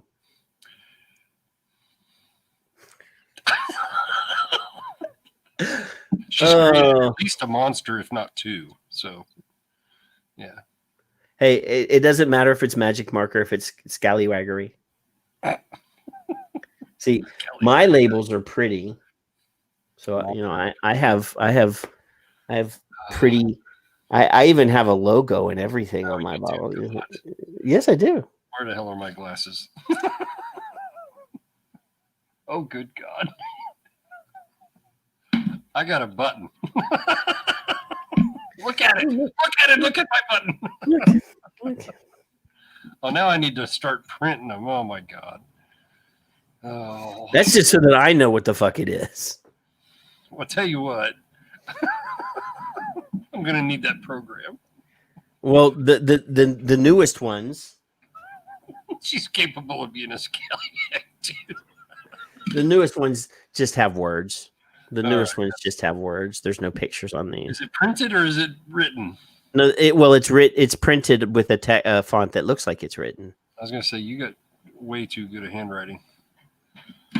I lost my handwriting in the 80s. I don't want to show you. I don't want to show you the bottles that I have Jennifer's handwriting on them. Oh, I wouldn't know what you're talking about. I don't know. Yeah, no. This is Microsoft Word on a mailing label is what this is. Okay. This is one of my this is a rum cigar. See, just because Jennifer's in here, it's I won't use the brand, but it's original blend tobacco, and I was like, I do like more than one flavor. I'll be damned. So yeah. It's not Comic Sans. It's much fancier. Now she gave me permission to show her labels. There you go. I'm still using that bottle. So these are Jennifer's. Yep. Hey, that's still legible. There's one that that it leaked out a little bit and it ruined it, but let's see. There's not the corner of the earth or the corner of the globe to be cute that we probably can't cover now already. I imagine. I don't know. We'll find out. I don't want to give too much of the skullduggery away yet. But we won't. Our motto is "No smoker left behind." There you go. All right. Is that the official motto? For now. For now. It might change in 5 minutes. I just want. Like I cover your tracks. I just want the businesses that are in here to know that we're yelling and screaming and hollering. Yeah, I'm. I mean, obviously, I would much prefer not to have to be a scallywag and perform skullduggery, and just everybody be able to feed their families and keep the roofs over their heads. Because I mean, we do realize that we're talking about people's livelihoods. We're talking about their futures. Yep. And if you're going to alternative things and you're using snus or you're using literally the patch and gum as another way to do that, then you can as well while you're doing your side business. I mean, that's. I said I had a vape shop guy tell me the other day he printed out a list of every customer that lived in his area, and he's got vans, and he's setting up a schedule of. I'm going to park here. I'll drop it at your house. I'm not accepting any new customers because that's obviously a way to fuck yourself over. Yep. But yeah, I mean, whatever we have to do is what we're going to fucking do. It's going to be, I know a guy or a girl. And he won't sell to you, but I'll buy it for you. And that might be what it is. Cherry just put in the chat room that snus are being banned in California as of January 1st. Yep. How is it possible? That's an FDA approved product. Yeah, it is an FDA approved product. Well, it's not approved. They have marketing orders. Right. That's the wrong terminology. That it's not a pharmaceutical. So they're not FDA approved, but they have received permission from the FDA to sell that product in this country. And no, they haven't gotten their MRTP yet. They'll eventually get their MRTP, but they don't have their MRTP yet. I'll give you an and Mcihelle acknowledged it, that it was the snus experience, and I can't remember his name, Banked. Yes. Yeah. Asked him a question in a meeting, and he answered it. And he said they were impressed with the data, whatever. And it's 100 fucking years of it. And yes, that was a good thing, basically. So snus, which I just being stupid, everybody, because I didn't know any bit better. I didn't know a lot of things when I started vaping. I thought that was what you stuck in your nose. I don't know why. I have no idea. Maybe I was because it's close enough to snuff, snus, whatever. And because I was like, people used to. I mean, snuff is. I mean, the powdered snuff, not the dip. not the tobacco, but powdered snuff. Yeah. You know. Yeah. Jerry said they have their I didn't think that they had their. I didn't think that they actually got their MRTP approved. Well, his video, which I can't spell his name right, so I can't find it. It clearly says they did. This was like 2014 or 15, I think, and that's when I was like, oh wow, because he stuck it on Twitter, or Norbert Zillatron. If you don't know him, follow him. I know who Norbert is. Norb, I love him too. He started me on SNUS and Dr. Rodu, of course. And then I started reading, and I'm like, holy crap, what is this stuff? Well, I've never tried it yet. I don't go into. There's a can of them rolling around in my office somewhere. I know where they are when I want one. AJ is another person who's tried it. So Alex swears by them. I was going to say Alex. Alex doesn't vape anymore. He uses snooze. Yep. So there are other options, but if you enjoy it, like Mcihelle said at the beginning, if you're an adult, why can't you do what you want to do? So, well, leave me alone. I tweeted last week something about FDA. FDA doesn't want parents to parent. They want to be the parents. Yes. Wards of the state. They want adults to be their children. They want to make all the choices to what you put into your body. How what you put into your body is prepared. Mm-hmm. They want to have rules for everything. So yeah, I mean, they're not the reason they're promoting this, we're going to make your choices for you. They want as much power as possible. Yes. And whether you think, whether Mcihelle thinks that Zeller's just a good guy that's just stuck in a hard position or not, he is perpetuating this idea. That quote that she said is that we're not even going to talk about that because kids should not be doing this, without acknowledging the fact that it's not his choice about what kids do. It's the parents' choice.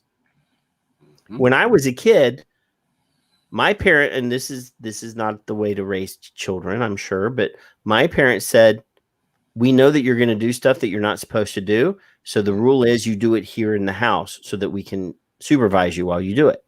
Right. So we were allowed to have a drink, not get drunk, but like every once in a while, a special occasion, everybody's having a glass of wine or a beer or whatever. Here, you can have a little bit. Yeah. You're going to smoke. You smoke what we have in the house, and you do it here. You don't do it out in the real world where other people will see it. Yeah. That is being parents. That's because they knew we were going to fucking do it. Of course they did. And they wanted to make sure that we did it safely and we did it under their supervision. And, that's what parenting is. But they don't want parents to be parents. They want to be able to make all of the decisions for you. I'm not going to get too far into that because that's a whole nother can of worms, and you want to actually get up early in the morning. So, thank you everybody that's here. Thanks for coming and listening to Mcihelle, and most importantly, Mcihelle, and the ramblings of me and Kevin. And we're going to continue to do this. Kevin, do you have any final words? Keep getting louder. If you can go to the rally, it's next Saturday. If you can't, you can't. If you can, awesome. If you can't, tweet, Facebook, live stream, whatever we end up doing is fine with me. I don't care. Your voices are going to be there either way. Follow Mcihelle. Those links that I gave earlier, if you look up CEI, is it CEI? Competitive Enterprise CEI. CEI. If you look it up and you look up like John Stossel, that was a great interview. It really, really was. I was very impressed that Mr. Stossel did that. I like him. She is for freedom, choice. Like Yolanda just said, she tried snooze. I think I'm on the wrong screen. And it wasn't for her, but she'll support the right for other adults to do so. Like, I don't personally like Juul. However, that's not my problem. If you like it, I'll fight for it, you know? So the rallies next week, Kasa has a link to sign the petition from Azim is his name, I believe. I can't ever say his last name. Azim Chadauri. That young man right there. Keller and Heckman. Do that. And for the businesses, you know I love you. For the consumers, you know I love you more. And for anybody that's listening that's a shop that isn't doing anything, kiss my ass. And I've said that in my blog. You can yell at me all you want. Doesn't matter. And Patrick, thank you for always doing what you do. Yeah. Troop I see you in. Yeah, I mean, I think we need to keep in mind that there is a deadline, that it's 12 days away or whatever it is. It's coming up. It's September 9th. We need to focus and remember that if all of this good shit that's going on, the petition, if the petition doesn't get their attention, that deadline date is still there. If FDA exercises their full authority, the day after that, there's a lot of fucking sad faces in this industry. There's a lot of ifs, and you know what if means, right? If can mean anything. If my aunt had a dick, she'd be my uncle. If is a very important word. If is a powerful word. And we need to realize, if we get too comfortable, if we let off the gas, if we act like this is not important, we've lost. So the reason why I've been screaming that this is the fucking dead, this is the doomsday for this industry. And people have been blowing me off. People have been, it's not going to be a big deal. And, I'm telling you, if you act like that, you will be disappointed, because this shit's going to hit the fan, whether it hits the fan on that day or it hits on 6 months later. And if you're in this industry and you employ people and you feed your family from this industry, you have to act like this is the most important thing in the world. You need to be on Twitter. You need to say, look, my family's not going to have any income after this day. My employees are going to be unemployed after this day. You need to act now. Donald Trump, Azar, Stephen Hahn, all these people need to understand the gravity of this fucking situation. And if we act like it's not important, it's not going to be important to them. What you do colors the actions of those people. And we want them to know that this, in our mind, is the doomsday that will destroy this industry. We need to keep that as our battle cry. We need to keep that as what our attack point is. Whether it is or it isn't, whether we need to be on that fucking message. Small mom and pop businesses cannot survive if PMTA is not reformed. If you do not act now, if you continue to sit on the sideline and do nothing, Donald Trump, you're going to destroy this industry, and we will remember that shit. And we're not waiting until the election. You need to act now. So that's why I've been saying hashtag PMTA reform now, not later. Now. Because even if they don't act, even if they push enforcement, how are you going to know how you feed your family tomorrow? Or the day after? How can you have any security in your future if you think that this is just going to, one day they're going to do this? One day could be today. One day could be tomorrow. One day could be in the middle of next week. And if you get lazy, you don't think about it. You get onto your routine. One day you're going to go in and there's going to be a fucking lock on your store and you can't get in. And there's going to be a fucking letter on the door saying your business is closed because you're selling illegal tobacco products. Keep on it. Let the fucking PMTA experts, whether you're a big company and you hired Blackbriar or you're using your own PMTA sharing group, that is important as well. But your public message should be, my business is closing next week if you don't save us today. Right? So, I love you guys. Thanks for listening to us. We're going to be back in 7 days and we'll probably have another important guest because I'm asking everybody between now and the fucking doomsday, we need to have as many important, smart, intelligent people on this show as possible. New faces. Did you see Mark's comment earlier? I was in the middle of a rant. I don't normally look at the chat room while I'm ranting. Not on a rant. I forget her name. She's a presidential hopeful. Joe Jordan. I've actually reached out. Okay. Have not received a response. Okay. That would be cool, right? That would be really cool. Yeah. I mean, because I'm not willing. I'm not going to say that we're a small fish in a big pond, but that would be cool to get a presidential candidate, whether they win or lose. It would be cool to have them on the show. Mm-hmm. I have never talked to somebody that was running for president. Yes. Paul just put in the chapter. I'm not willing to allow the FDA to fuck me over. There you go. Especially without a reach around and with no lube, because that's what they're doing. They're going in dry, and they're going to go in with the biggest prosthetic that they can find. And it's going to be shaped like Matt Myers. So there you go. So yeah. Yeah, I didn't mean to interrupt you, but I wanted to make sure you saw that. You fucked my chain up, man. Now I had a rhythm going. It's hard to get that rhythm back once you lose rhythm. It takes a minute to get back up there. But this is why hangers on or hanging on. But yeah, I mean, we need to be on that.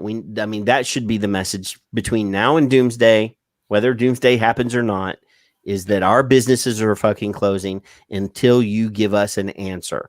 In 180 days, that is just a fucking holding pattern. Because in 180 days, people are going to still be going, well, I can't finish my PMTA because I can't afford the $500,000 worth of fucking labs. So we need to push PMTA reform now. Don't wait now. Because the people that are going to pay the money for what they can do, if they get this PMTA reform, they fucking wasted money that they wouldn't normally have had to run, depending on what the PMTA reform is. Right. You do realize that we're trying to get them to completely throw that out and come up with a reasonable way for us to do this, which means that those millions of dollars worth of labs or thousands of dollars worth of labs that you've just invested in were wasted. 180 days is not, that's a fucking money pit. We need this now. Yep. So anyway, thank you guys for coming. Love you. We'll be back in 7 days. When we're done here, go and hug your kids and kiss them on the cheek and go and find your wife and plan a big one on her. You got all day tomorrow to enjoy yourself and have fun. And Sunday, do whatever it is that you normally do on Sunday. I'm a barbecue guy, so Sunday's barbecue day for me. Because Monday's going to happen. And I'm sure between now and then, there's going to be something else that Kevin sees he's going to send to me and go, look at this. Doesn't this fucking piss you off? And then we're going to start building up again for next week. So love you. Come back and see us and, have a good week. Have a good weekend. Bye. I am the master of my fate. I am the captain of my soul. We're exporting a whole lot of really bad and dangerous rhetoric, bad research, and unfortunately it's being picked up and amplified in other countries. It's the same battle, Mr. Myers. We've been at it before. They want to addict these kids, this time to an e-cigarette, which has a chemical that's addictive. We know what it leads to. Sadly, it leads to tobacco addiction, disease, and death. I'm going to get you addicted to nicotine. I have a customer for life. We have hundreds of cases nationwide where people have gotten sick or died using these devices. Look what they're trying to do. All the delicious flavors of e-cigarettes are poison. They're not people giving up smoking. They're not people that ever smoked before. Most people that vape never smoked before. Just think if your kid was doing this and winds up with an IQ 10 or 15 points lower than he or she would have had for the rest of her life. Most people who vape are current or former smokers. Legally, e-cigarettes are tobacco products. For the addicted adult smoker who switches, there's going to likely be a reduction in risk. Addiction is being fueled by kid-friendly flavors and kid-friendly cool marketing. It is outrageous that these companies specifically market their bad products to kids. There is a moral panic over it. There is a moral panic. And they can't find anything wrong with it, so they're hell-bent to find something. We're worried that, in fact, a lot of members of the public still think that using an e-cigarette is as harmful as smoking a cigarette. I mean, I have said that it would be tragic if smokers didn't quit and carried on smoking because they hadn't tried an e-cigarette, because they were worried about the safety of an e-cigarette. The most disheartening thing is still the anti-choice rhetoric, the desire to enforce this quit or die mentality and refuse to allow individuals to reduce their risk unless they're willing to give up everything. I am the master of my fate. I am the captain of my soul.